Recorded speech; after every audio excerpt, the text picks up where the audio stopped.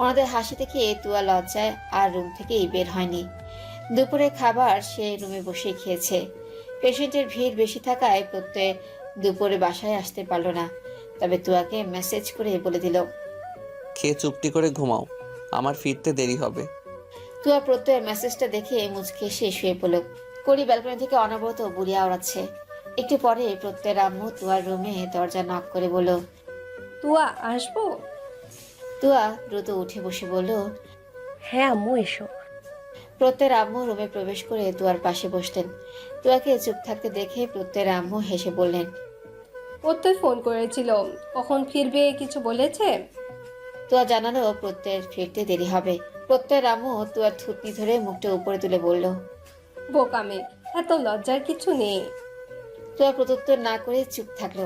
প্রত্যয়ের আম্মু তুয়াকে ঘুমাতে বলে চলে গেলেন। ওনার যাওয়ার পরপরই চাঁদকে ঢুকতে দেখে তুয়া ঘুমের ভান ধরে রইল। তুয়াকে ঘুমাতে দেখে চাঁদ এক প্রকার হতাশ হলো। কয়েকবার তুয়ার মুখের উপর হাত নাড়িয়ে চাঁদ স্থান ত্যাগ করলো। চাঁদ যাওয়ার পর তুয়া মুচকি সে চোখ বন্ধ করে নিল। এখন তুয়া ঘুমের ভান না ধরলে চাঁদ বক বক করে ওর মাথা পাগল করে দিত। প্রত্যয় সব কাজ সেরে বিকেলে বাসায় ফিরল। রুমে ঢুকে তুয়াকে ঘুমাতে দেখে সে নিঃশব্দে ফ্রেশ হতে চলে গেল। আর এই সুযোগে তুয়া উঠে ওদের বাসায় চলে গেল। প্রত্যয় ফ্রেশ হয়ে এসে তুয়াকে রুমে না দেখে বলল, হায় রে লজ্জা রে, সকালে লজ্জা পেয়ে নিজে তো ফাঁসলোই, সঙ্গে আমাকেও ফাঁসালো।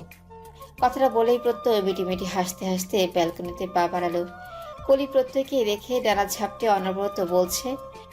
প্রত্যয় হেসে কলিকে খাবার দিতে দিতে সালাম দিল। কলি অস্পষ্টভাবে উত্তর নিয়ে ডানা ঝাপটাতে লাগলো। প্রত্যয় সুন্দর করে সালাম এবং সালামের উত্তর নিল। প্রত্যয় দেখে কলিও প্রত্যয়ের সঙ্গে বলল। কলির বলিগুলো প্রত্যয় ইচ্ছে করে কলিকে শিখিয়েছে। যখন কলি প্রত্যয়ের সামনে তুয়াকে অনবরত বউ ভালোবাসি কথা বলে, তুয়া তখন লজ্জায় মাথা নিচু করে ফেলে। আর এটা দেখে প্রত্যয় মিটিমিটি হাসে। প্রিয়মর রুমে উল্টো ঘুরে কিছু একটা করছিল। চাঁদ গুটি গুটি রুমে ঢুকে দুষ্টু হেসে হুট করে প্রিয়মকে জড়িয়ে ধরল। প্রিয়ম নিজেকে ছাড়িয়ে নিয়ে রেগে চাঁদের গালে থাপ্পড় বসিয়ে দিল। চাঁদ থাপ্পড় খেয়ে গালে হাত দিয়ে কাঁদছে। প্রিয়ম চাঁদকে ধাক্কা মেরে বলল, বেহায়া মেয়ে, তোর লজ্জা নেই? চাঁদ মাথা নিচু করে নিল। প্রিয়ম সজোরে থাপ্পড়টা মেরেছে। প্রিয়ম চাঁদকে কিছু বলতে না দিয়ে রুম থেকে বের করে সজোরে দরজা আটকে দিল। চাঁদ পেছন ঘুরে প্রত্যয়কে দেখে থেমে গেল। সে দ্রুত গাল থেকে হাত সরিয়ে মিষ্টি এসে বলল, ভাইয়া কিছু বলবেন? আপুকে ডেকে দেব? প্রত্যয় চাঁদের কান্না ভেজা কণ্ঠস্বর শুনে শান্ত কণ্ঠে বলল, অপেক্ষার ফল সুমিষ্ট, শুধু একটু ধৈর্য ধরো। কথাটা বলেই প্রত্যয় মুচকে এসে রুমে চলে গেল।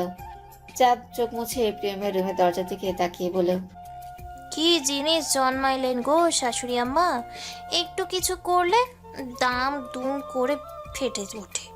চাঁদ তুয়াকে ডেকে জানালো প্রত্যয় ডাকছে। তুয়া রুমে ঢুকে দেখে প্রত্যয় ওর ট্রলি গুছাচ্ছে। প্রত্যয় তুয়াকে দেখে বলল, আপনি কি খুব বেশি ব্যস্ত?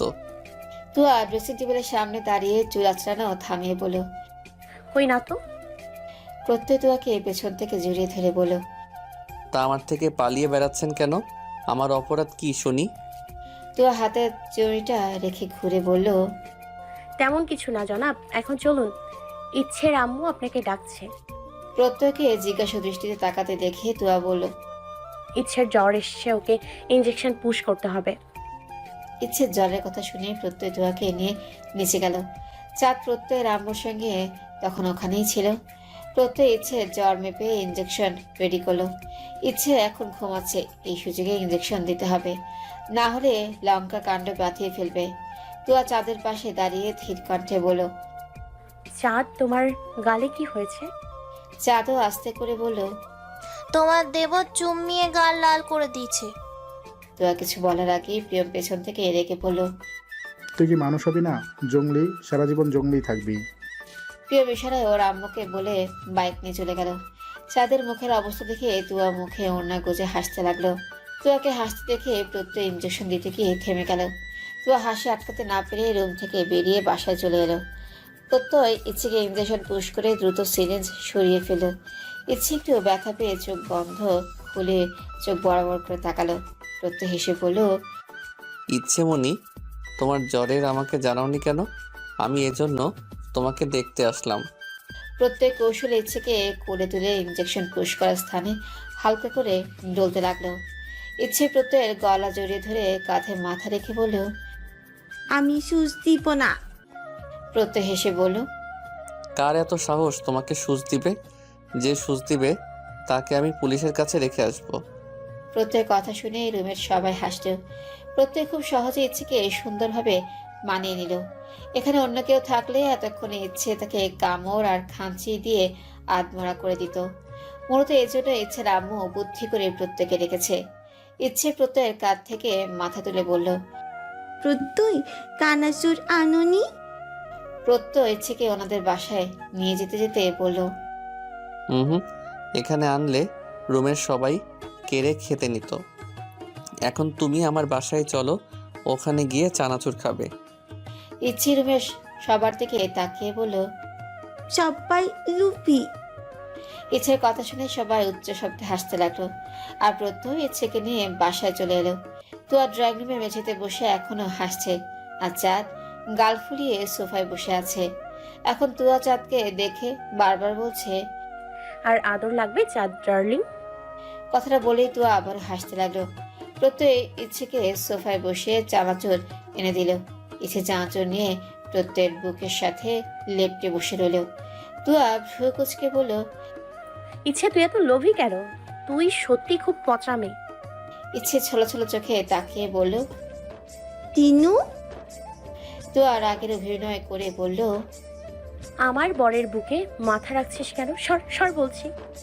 তুয়ার কথা শুনে ইচ্ছে প্রত্যয়ের দিকে ছলো ছলো চোখে তাকালো। প্রত্যয় হেসে ইচ্ছের চোখ মুছে দিয়ে বলল, আরে ও তো একটা পাগলি, ওর কথা একদম শুনবে না। ইচ্ছে তুয়ার দিকে তাকিয়ে দেখে তুয়া রেগে তাকিয়ে আছে। প্রিয়মকে বাসায় ঢুকতে দেখে ইচ্ছে ওর দিকে হাত বাড়িয়ে বলল। পিউম কুলি যাবো। প্রিয়ম হাতের ব্যাগটা রেখে হেসে ইচ্ছেকে কোলে নিল। ইচ্ছে ফুপিয়ে ফুপিয়ে বলল। তো আপু বকিছি, তুমি বকা দাও। প্রিয়ম বাহানা করে তুয়াকে বকা দিল। প্রিয়মের বকা দেখে তুয়া আর চাঁদ হো হো করে হেসে দিল। ওদের হাসতে দেখে ইচ্ছে করুণ চোখে প্রিয়মের দিকে তাকালো। তুয়া উঠে ইচ্ছেকে বলল, যা, আমার শ্বশুরবাড়ি একদম আসবি না। এবার আসলে মেলা বকা দিব। ইচ্ছু এবার রেগে পড়ল। একদম বকা দিবা না, না হলে আমি শ্বশুর বাড়ি চলে যাব। ইচ্ছের কথা শুনে চাঁদ তুয়া সহ প্রিয়মও হেসে দিল। ইচ্ছে আর সহ্য করতে না পেরে প্রিয়মের চুল টেনে ধরে শব্দ করে কেটে দিল। প্রত্যয় উঠে প্রিয়মের চুল ছাড়িয়ে ইচ্ছেকে কোলে নিল। প্রত্যয়ের আম্মু চাঁদ তুয়াকে দেখে বললেন, কিরে এত হাসছিস কেন? প্রিয়ম বিরক্ত হয়ে ওদের দিকে তাকিয়ে বলল, সারাটা দিন কানের কাছে খ্যা খ্যা করতেই থাকে। আম্মু ইট দিয়ে এদের দাঁত ভেঙে দাও তো, যাদের লজ্জায় হাসতে না পারে। প্রিয়মের কথা শুনে চাঁদ তুয়া সহ প্রত্যয়ের আম্মু হাসতে লাগলেন। প্রিয়ম সোফাতে বসে বলল, এই দুটোকে রাজশাহীতে রেখে আসবে, এদের আর আনার দরকার নেই। প্রত্যয়ের আম্মু হেসে প্রত্যয়কে বলল। কি আব্বু, সত্যি ওদের রেখে আসবো? প্রত্যয় তুয়া মুচকে হেসে বলল। রেখে এসো, আরেকটা বিয়ে করতে পারবো। প্রত্যয়ের আম্মু হাসতে হাসতে বললেন। ছেড়ে থাকতে পারবি তো আব্বু? প্রত্যয় কিছু বলতে না পেরে ইচ্ছেকে নিয়ে এই রুমে চলে গেল।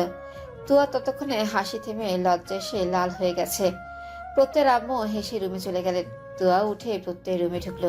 প্রিয়ম সোফাতে শুয়ে টিভির চ্যানেল বদলাতে লাগলো। চাঁদ দেওয়ালে মাথা ঠেকিয়ে প্রিয়মকে করুণ সুরে বলল, আমাকে একটা সুযোগ দেওয়া যায় না? ভালোবাসার অধিকারটুকু না হয় দাও। প্রিয়মের প্রত্যুত্তর না পেয়ে চাঁদ মন খারাপ করে উঠে দাঁড়ালো। রনিত পলককে নিয়ে বাজার থেকে কেবল ফিরল। রনিতের আম্মু বারবার ফোন দিয়ে কান্নাকাটি করছেন। রনিত ওনাকে বলে দিয়েছে মাঝে মাঝে বেড়াতে যাবে। একথা শুনে উনি নতুন করে পলকের নামে অভিযোগ তুলে ধরেছেন। বারবার বোঝাচ্ছেন পলক মেয়ে ভালো না। এসব শুনে রনিত রেগে কল কেটে ফোন বন্ধ করে রেখেছে। সংসার যদি সুখের হয় সেটা জান্নাতে পরিণত হয়, আর যদি সংসারে অশান্তি লেগেই থাকে সেটা জাহান্নামে পরিণত হতে সময় লাগে না। একথা সে যেন হারে হারে টের পাচ্ছে। পলক ওদের ফ্ল্যাটটা মনমতো গুছিয়ে নিয়েছে। এখানে ওরা দুজন মিলে ভালোবাসায় মোড়ানো ছোট্ট একটা সংসার পাতবে। রনিত ইচ্ছে ওষুধ আর কিছু ফল ইচ্ছেদের বাসায় দিয়ে বাসায় আসলো। পলককে রান্নাঘরে দেখে রনিত সোফায় বসে বলল, যা করবে সাবধানে, হাত কাটে না যেন। কথাটা শুনে পলক মুচকে আসলো। ইচ্ছের আম্মু এসে ইচ্ছেকে বাসায় নিয়ে গেল। হালকা নাস্তা সেরে প্রত্যয়ের বাসায় সবাই রেডি হচ্ছে। তুয়াকে ড্রেসিং টেবিলের সামনে হিজাবে পিন আটকে ঘুরতেই প্রত্যয় তুয়াকে বাহুডোরে আবদ্ধ করে বলল, আমার বউটাকে তোমার কাছে আমানত রাখলাম। আমি ফিরে এসে আমার বউকে নিখুঁতভাবে বুঝে নিব। প্রত্যয় কথাটা বলে তুয়ার কপালে আদর দিল। তুয়া ছোট ছোট চোখে অন্যদিকে তাকালো। সে অনেকক্ষণ থেকে এই চোখের পানি আটকে রেখেছিল, কিন্তু প্রত্যয়ের কথা শুনে হার মেনে অশ্রুটুকু গড়িয়ে গেল। প্রত্যয় তুয়ার দুই গালে হাত রেখে বলল, সাবধানে থাকবা, আর যা লাগবে আম্মু আর প্রিয়মকে বলবে। তুয়ার চোখের পানি মুছিয়ে প্রত্যয় মৃদু হেসে পা বাড়তে যাবে, তখন তুয়া প্রত্যয়ের শার্ট টেনে জড়িয়ে ধরে বলল, জনাব, আপনার অপেক্ষায় থাকবো, আপনি দ্রুত আমার কাছে ফিরে আসবেন। প্রত্যয় সম্মতিসূচক মাথা নাড়ল। কলিকে তুয়াদের বাসায় রেখে ওনাদের থেকে বিদায় নিয়ে সবাই বেরিয়ে পড়ল। ওদের যেতে দেখে ইচ্ছে বায়না ধরবে, তাই কেউ আর ইচ্ছের সঙ্গে দেখাই করলো না। এয়ারপোর্টে পৌঁছে প্রত্যয় প্রিয়মের সামনে দাঁড়িয়ে বলল, সাবধানে যেও আর সবার খেয়াল রেখো। প্রিয়ম প্রত্যয়কে জড়িয়ে ধরে বলল, তুমিও সাবধানে যেও ভাইয়া, চিন্তা করো না, আমি আছি। প্রত্যয় ওর আব্বু আম্মু চাঁদা তুয়াকে সাবধানে থাকতে বলল। তুয়াদের ফ্লাইট আগে, তাই তুয়ারা আগে যাবে। তুয়ার সামনে এগোতে এগোতে কতবার যে পিছনে ফিরে প্রত্যয়ের দিকে তাকিয়েছে তার হিসেব নেই। প্রত্যয় মুচকি এসে ওদের যাওয়ার দিকেই তাকিয়ে আছে। তুয়াদের যাওয়ার 20 মিনিট পরে প্রত্যয় ওর যাত্রাপথে রওনা দিল। মাত্র 25 মিনিটে তুয়ারা ঢাকা থেকে রাজশাহীতে পৌঁছে গেল। প্রিয়ম প্রত্যয়কে মেসেজ করলো। আমরা পৌঁছে গেছি। 5 জন এয়ারপোর্ট থেকে বেরিয়ে অটোতে উঠে বসলো। প্রত্যয়ের আব্বু অটোওয়ালার সঙ্গে গল্প জুড়ে দিয়েছেন। চাঁদা তুয়া রাজশাহী রাতের সৌন্দর্য মুগ্ধ হয়ে দেখছে। শিক্ষার নগরী রাজশাহী রাস্তাগুলোতে ছাত্রছাত্রীদের ভিড় দেখা যাচ্ছে, যদিও তারা নিজ নিজ কাজে ব্যস্ত। লাইট ঝলকানিতে পরিষ্কার পরিচ্ছন্ন রাজশাহী দেখতে বেশ লাগছে। প্রত্যয়ের আব্বু তুয়া চাঁদকে ইশারা করে এটা ওটা দেখাচ্ছেন। প্রায় 15 মিনিট পর প্রিয়মরা ওদের বাড়ির গলিতে ঢুকলো। এটা প্রিয়মদের নিজস্ব বাড়ি, আর পাশেরটা ওর ছোট চাচার বাড়ি। ও চাচি ওদের বাড়িটা খুব সুন্দর গুছিয়ে পরিপাটি করে ওদের জন্য রান্না করে রেখেছেন। প্রিয়মদেরকে বাড়ির দরজায় ঢুকতে দেখে পাশের ছাদ থেকে এক ভাবি বললেন, কি গো প্রত্যয় আম্মু, মেয়ে দুইটা কি? প্রত্যয়ের আম্মু বললেন, আমার পুত্রবধূ। ভাবিটা আর একটু ঝুঁকে তুয়া আর চাঁদকে পরখ করে বললেন। লালটা নাকি কালোটা? ওনার কথা শুনে তুয়ার চাঁদ একে অপর দিকে তাকালো। প্রিয়ম হাতের ট্রলিটা রেখে দাঁড়িয়ে মিটিমিটি হাসছে। ওই ভাবিটা উত্তর না পেয়ে আবারও জিজ্ঞেস করলো, লালটা প্রত্যয় নাকি কালোটা? প্রত্যয়ের আম্মু ওনার কথা বুঝতে না পেরে তুয়াদের দিকে তাকালেন। তুয়া কালো রঙের ড্রেস পরিহিত আর চাঁদ লাল রঙের। এবার উনি ব্যাপারটা বুঝে হেসে বললেন, কালোটা প্রত্যয় আর লালটা প্রিয়মের। প্রত্যয়ের আব্বু আর প্রিয়ম হাসতে হাসতে বাড়িতে ঢুকে গেল। প্রত্যয়ের আম্মু ওই ভাবির সঙ্গে কথা বলছেন। ওনাদের কথা শুনে চাঁদ তুয়াকে কোনোয় দিয়ে গুঁতো মেরে বলল, এত কিছু থাকতে অবশেষে গরুর সঙ্গে তুলনা করলো। তুয়া বিড়বিড় করে বলল, চাঁদ, আমরা যদি সত্যি গরু হতাম তাহলে ওনারা বলতেন কালো গরুটা প্রত্যয়ের আর লাল গরুটা প্রিয়মের। এখন গরুর খেতাব পেলাম, তবে গরু হইনি। আমাদের ভাগ্য ভালো। কথাটা শুনে চাঁদ করুণ চোখে তুয়ার দিকে তাকালো। ওরা ভাবিটাকে কিছু বলতেই পারল না, শুধু জোরপূর্বক ঠোঁটের কোণে হাসি ঝুলিয়ে পিলারের মতো দাঁড়িয়ে রইল। প্রত্যয়ের চাচি তুয়া চাঁদকে রুম দেখে ফ্রেশ হয়ে নিতে বললেন। তুয়া প্রত্যেক রুমে ঢুকে ট্রলি রেখে পুরো রুমে চোখ বুলালো। রুমে প্রত্যয়ের বেশ কয়েকটা ছবি টানানো আছে। তোর মধ্যে ডান দেওয়ালে ডক্টরের অ্যাপ্রন পরে গলায় স্টেথোস্কোপ ঝুলিয়ে 2 হাত গাড়ারি ভাবে রেখে প্রত্যয়ের একটা ছবি বড় করে বাঁধিয়ে রাখা। তার ঠোঁটের কোণে লেগে আছে মুচকে হাসি। তুয়া ছবিটার দিকে তাকিয়ে বিড়বিড় করে বলল, জনাব, আপনাকে দেখতে বেশ লাগছে। ছবিটাতে প্রত্যেক মুচকি এসে যেন তুয়ার দিকেই তাকিয়ে আছে। তুয়া হিজাব খুলে রুমটা ঘুরে ঘুরে দেখছে। এটা যে কোনো ডক্টরের রুম বোঝাই যাচ্ছে। রুমে এক কোণে অনেক ডিজাইনের বইয়ের তাকে মোটা মোটা বই সাজানো, ডাক্তারি সব জিনিসপত্র সহ পরিপাটি করে রুমটা সাজানো গোছানো।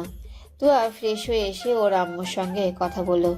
তারপর প্রত্যয়ের ছবিটিকে তাকে মুচকি হেসে বলল, পচা ছেলে, হ্যাংলার মতো তাকাবেন না।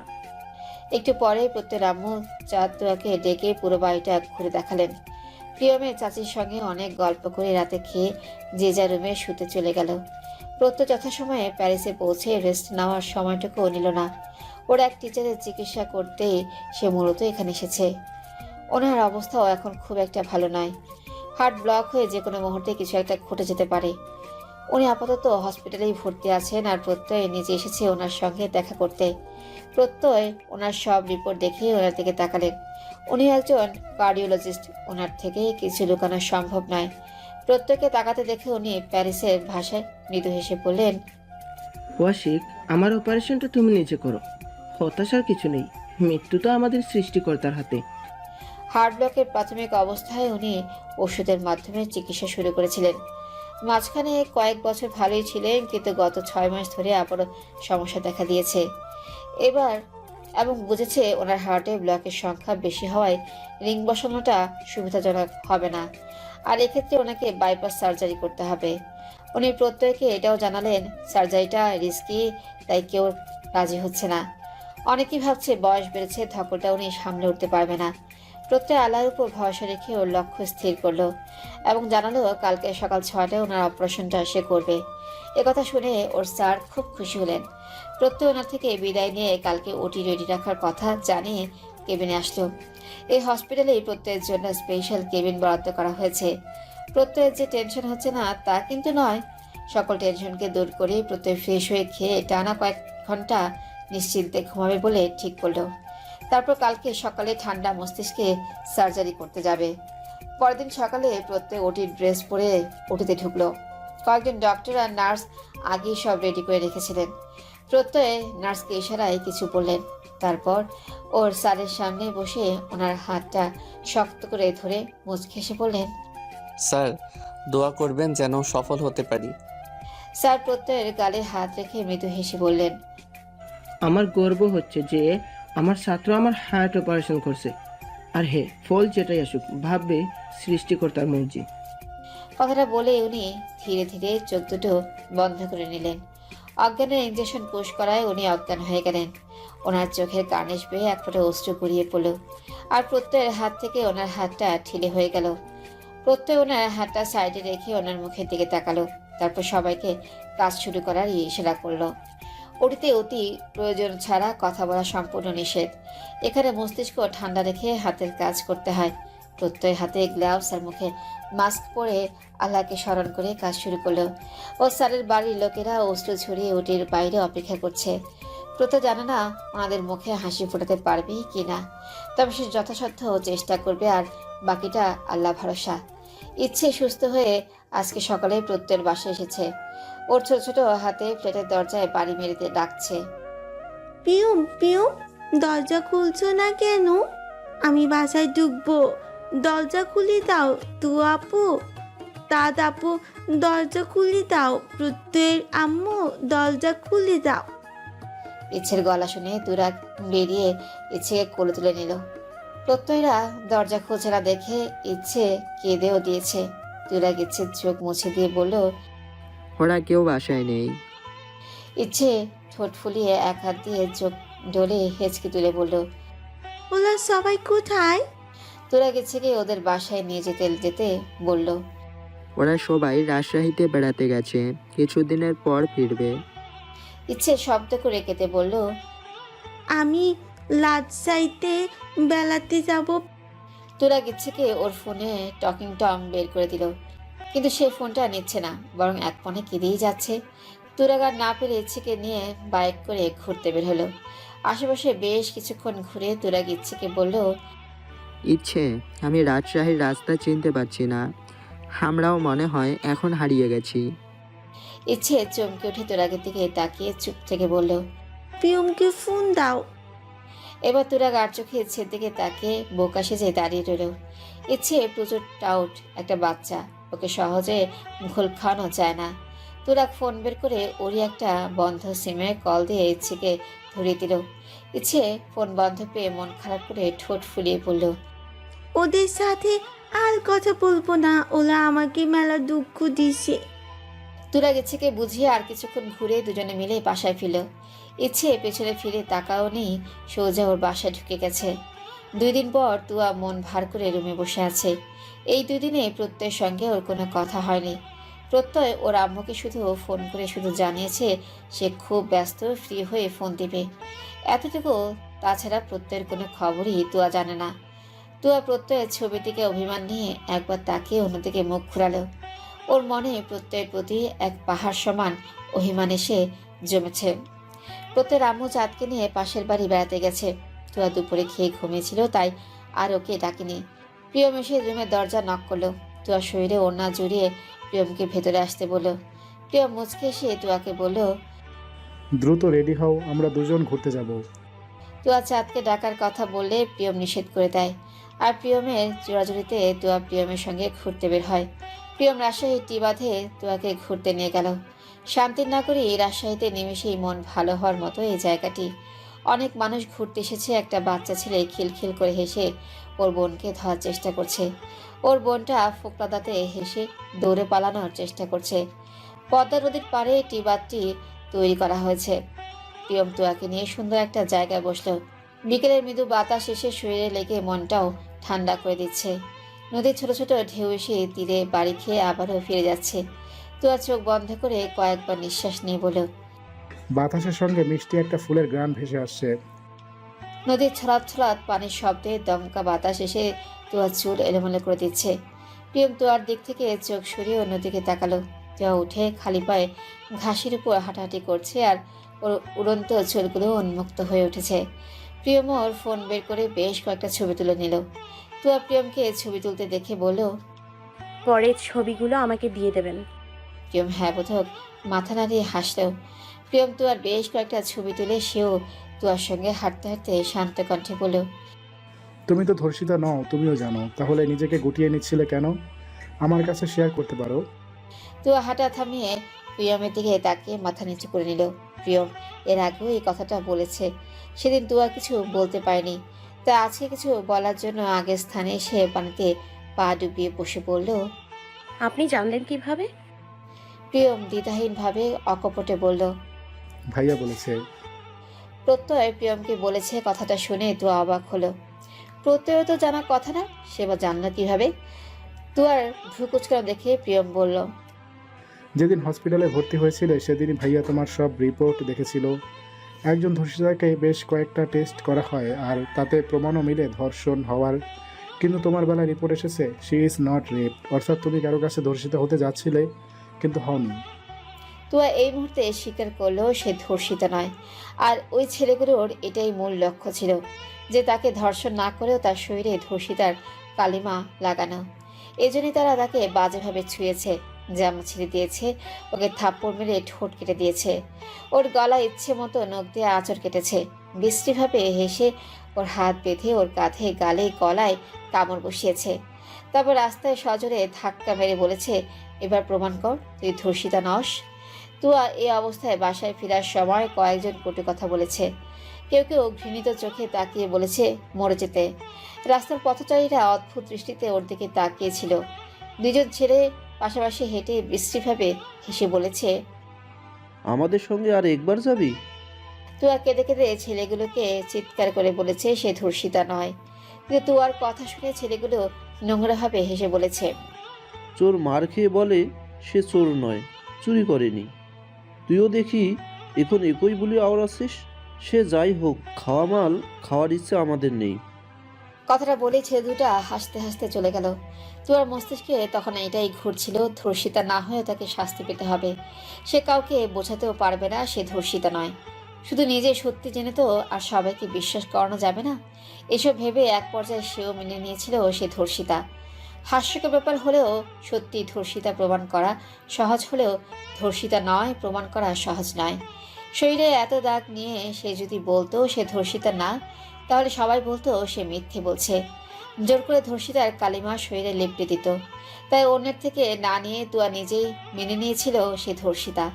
আর প্রত্যয় সব জেনেও চুপ ছিল, কারণ তখন কিছু বললেই কেউ বিশ্বাস করতো না। কারণ তখন সবাই বলতো মিথ্যে রিপোর্ট বানিয়ে সত্যিটা আড়াল করছে। মূলত এজন্যই প্রত্যয় বোকার মতো জল ঘোলা না করে চুপ ছিল। তুয়া চোখ দিয়ে নিঃশব্দে অশ্রু ছড়িয়ে যাচ্ছে। প্রিয়ম কিছু বলার মতো ভাষায় খুঁজে পেল না। প্রিয়ম বোঝাতে পারছে না ওর বুকে তখন কেমন তোলপাড় হচ্ছিল আর এখন কেমন হচ্ছে। চাঁদকে বাসায় নিয়ে আসার দিন রাতে প্রত্যয় ছাদে প্রিয়মকে শুধু এতটুকুই জানিয়েছিল তুয়া ধর্ষিতা নয়। আর এই কথা মাত্র তিনজন জানে, তুয়া, প্রত্যয় আর প্রিয়ম। তুয়া দূরে দৃষ্টি রেখে কান্নারত কণ্ঠে বলল, প্রত্যয়ের প্রতি আমার ভালোবাসাটা না ঠুকনো ছিল আর না আছে। মনের গহীনে ওকে হারানোর ভয় এসে বাসা বেঁধেছে। জানি না কেন মনে হচ্ছে প্রত্যয় আমাকে এড়িয়ে যাচ্ছে। আজকে 2 দিন ওর সঙ্গে কথা হয়নি। সে কবে ফিরবে, আর আদৌ ফিরবে কিনা তাও জানি না। তুয়ার বলা শেষ কথাটা শুনে প্রিয়ম আঁতকে উঠল। প্রত্যয় তো ওর মনের সব কথাও জানে। তাহলে কি প্রত্যয় সবাইকে ফাঁকি দিয়ে চলে গেল, নাকি প্রিয়মের উপর রাগ করে এমন সিদ্ধান্ত নিল? এসব প্রশ্ন প্রিয়মের মাথায় এসে ভর করলো। যদি এমন কিছু হয়ে থাকে তাহলে ওদেরকে কঠিন ঝড়ের সম্মুখীন হতে হবে। এসব ভেবে অজানা এক ভয়ে প্রিয়মের বুকটা কেঁপে উঠেছে। প্রিয়ম সন্ধ্যার পরপরই তুয়াকে বাসায় পৌঁছে দিয়ে আবার চলে গেল। প্রিয়ম ভাবছে সে সরাসরি প্রত্যয়ের সঙ্গে কথা বলবে। তুয়াকে সে পায়নি, ঠিক আছে, তার মানে এই না প্রত্যয়ের থেকে তুয়াকে কেড়ে নেবে। আর মূল কথা, তুয়া জানেও না প্রিয়ম ওকে ভালোবাসে। চিন্তিত হয়ে প্রিয়ম বেশ কয়েকবার প্রত্যয়কে ফোন দিলেও কিন্তু ফোন বন্ধ পেল। টেনশনে প্রিয়ম ঘামতে শুরু করেছে। প্রত্যয়ের সঙ্গে কোনোভাবে যোগাযোগ করতে না পেরে প্রিয়ম ওর চুল মুঠো করে ধরে বিড়বিড় করে বলল, এমন ধ্বংসলীলা শুরু করো না ভাইয়া, সব শেষ হয়ে যাবে সব। রনিতের আম্মু উঠোনে বসে আঁচলে মুখ ঢেকে শব্দ করে কাঁদছেন। রনিতকে ফোন দিলে ধরছে না, আর ধরলেও ভালো করে কথা বলছে না। বাড়ি ফিরতে বলে রনিত সরাসরি ওনাকে না করে দিয়েছে। ছেলের এমন ব্যবহারে উনি কষ্ট পেয়ে কাঁদছেন। কয়েকজন মহিলা ওনার কান্না শুনে সান্ত্বনা দিতে এসেছেন। দিশা একবার ওনাদের দিকে তাকিয়ে বিরক্ত হয়ে উঠে চলে গেল। এসব প্যানপ্যানানি ওর মোটেও সহ্য হয় না। মনে হয় শাশুড়িকে কড়া কয়েকটা কথা শুনিয়ে দিতে, শুধু স্বামীর ভয়ে কিছু বলতেই পারে না। দিশা রুমে যেতে যেতে বিড়বিড় করে বলল, এই বুড়ি মরেও না ঘাটাও ছাড়ে না। শাশুড়ি বলেই সে হয়তো এমন কথাটা মুখে বলতে পারলো। নিজের মা হলে বলার আগে ওর বুক কেঁপে উঠত। স্বামীর মা, তার তো আর নয়। মনের রাগ মনে রেখে দিশা আঙ্গুর নিয়ে রুমে চলে গেল। পৃথিবী উচ্ছেনে গেলে যাক, সে এখন মুভি দেখতে বসবে। পুরো মুভি দেখে তবেই রুম থেকে বের হবে। শাশুড়ির নাকি কান্না দেখার সময় ওর নেই। রনিতের আম্মুর পাশে বসা মহিলারা ওনাকে সান্ত্বনা দিচ্ছেন। একটু পরে রনিতের আম্মু কান্না থামিয়ে চোখ মুছে বললেন, মাকে পর করে ছেলের কাছে বউই আপন হলো। কথাটা শুনে পাশে বসা দাদি তাদের দাঁত চেপে বললেন, তোর খচ্চর ছেঁড়া ওই ছেড়ির মধ্যে কি পাইছে কে জানে, দেশে কি ছেড়ির অভাব পড়েছে নাকি? উপস্থিত একজন চাচি পানির পিক ফেলে বললেন, বাবারে বাবা, এতটুকু মাইয়ার পেটে এত শয়তানি বুদ্ধি, দেখা বুঝার উপায় নাই। আর একজন খালা দীর্ঘশ্বাস ফেলে আফসোসের সুরে বললেন, বিয়ার পর পোলা পর হয়ে যায় রে বুবু, তখন মাকে লাগি তিতা আর বউকে লাগি মিঠা। আমার পেটের স্যারাটাও তো ওই ঘাটের মাঝি, এত কষ্ট কইরা পোলা মানুষ কইরা বউ আসার পর মা হয় পর। চাচিরা একে একে ওনাদের মন গড়া যুক্তি দিয়ে অভিযোগে জাহির করতে লাগলেন। পরের ঘরের মেয়ে অর্থাৎ ছেলের বউদের নিয়ে ওনাদের অভিযোগে অন্ত নেই, কিন্তু ওনারা হয়তো ভুলে গেছেন ওনারাও পরের ঘরের মেয়ে। ওনারাও পূর্বে বউ থেকে এখন শাশুড়ি হয়েছেন, আর শাশুড়ি হয়ে ওনাদের পূর্বের অবস্থান ভুলে এখন ছেলের বউয়ের বদগুণ খুঁজে জাহির করছেন। রনি তোর বাবার থেকে বাড়ির সবার খোঁজ খবর নিয়েছে। সেও চেয়েছিল সুখের সংসার গড়তে, কিন্তু পলককে নিয়ে বাড়ির সবার খুব সমস্যা। তাকে কেউ সহ্য করতেই পারে না, ছোট হিসেবে একটু ছাড়ও দেয় না। রনিত শুরু থেকে ব্যাপারটা সহজভাবে নিলেও পরিস্থিতি এখন উল্টো দিকে ঘুরছে। এই জন্য আর সহ্য করতে না পেরে সে এই সিদ্ধান্ত নিয়েছে। রনিতের যে বাড়ি ছাড়তে কষ্ট হয়নি তা কিন্তু নয়, বাড়ি ছেড়ে ঠিকই, কিন্তু বাবা থেকে সব খবর সবসময় ঠিকই নিচ্ছে। রনিতের আম্মুর উচিত ছিল পলক ছোট মেয়ে হিসেবে ওকে মানিয়ে গুছিয়ে নেওয়া, সামান্য একটা শাড়ির জন্য অশান্তির সৃষ্টি না করা। কিন্তু হিংসার কবলে পড়ে বিবেকহীন হয়ে ছেলের দিকে আঙ্গুল তুলেন। একবারও ভাবলেন না এ কথাগুলো শুনলে ওনার ছেলেই কষ্ট পাবে। বউকে শখ করে কিছু দিলে সেটা নিয়ে বাড়িতে অশান্তির সৃষ্টি হলে ব্যাপারটা খুব দৃষ্টিকটু দেখায়। বাইরের মানুষ শুনলে তো অবশ্যই ভাববে মাকে কিছু দেয়ই না, বউয়ের কথা চলে। আর এই অপবাদটা একটা ছেলের জন্য খুবই লজ্জাজনক ব্যাপার। তবে আমাদের সমাজে মা এবং বউয়ের দ্বন্দ্বের মাঝে প্রায় ছেলেদের পড়তে হয়। এই দ্বন্দ্বের মাঝে ছেলেকে পরীক্ষা দিতে হয়, মা আগে নাকি বউ আগে। তাকে যে কোনো একজনকে বেছে নিতে বলা হয়, আর পরিস্থিতি অনুযায়ী ছেলেটা বউ অথবা মাকে বেছে নেয়, আর এর ফলস্বরূপ সংসার আলাদা হয়, নয়তো সম্পর্ক ছিন্ন হয়। এই সমস্যার একটা উদাহরণ হচ্ছে রনিতের পরিবার। সকালে প্রত্যয়ের আব্বু তুয়া আর চাঁদকে নিয়ে আশপাশে ঘুরতে বের হয়েছেন। কেউ ওদের কথা জিজ্ঞেস করলে উনি হাসি মুখে বলছেন, এরা আমার লক্ষ্মী পুত্র বধূ। শ্বশুর বউরা মিলে আশেপাশে ঘুরছে আর এটা ওটা কিনে খাচ্ছে। ওদেরকে দেখে মনে হচ্ছে বাবা ওনার দুই মেয়েকে নিয়ে ঘুরতে বের হয়েছেন। ঘুরতে ঘুরতে ওনারা তিনজনে বাজি ধরে আখের রস খাওয়ার প্রতিযোগিতা করলেন এবং প্রত্যয়ের আব্বু বিজয়ী হলেন। এখন ওদের দুজনকে ওনাকে উপহার দিতে হবে। পুত্রবধূদের গোমরা মুখ দেখে প্রত্যয়ের আব্বু মাঝে মাঝে শব্দ করে হাসছেন, আবার হাসি থামে আফসোসের সুরে বলছেন, আহারে আমার মায়েরা। প্রিয়ম কালকে রাত থেকে বাসায় ফিরেনি, তবে জানিয়েছে এক বন্ধুর বাসায় আড্ডা দিচ্ছে, রাতে ওখানেই থাকবে।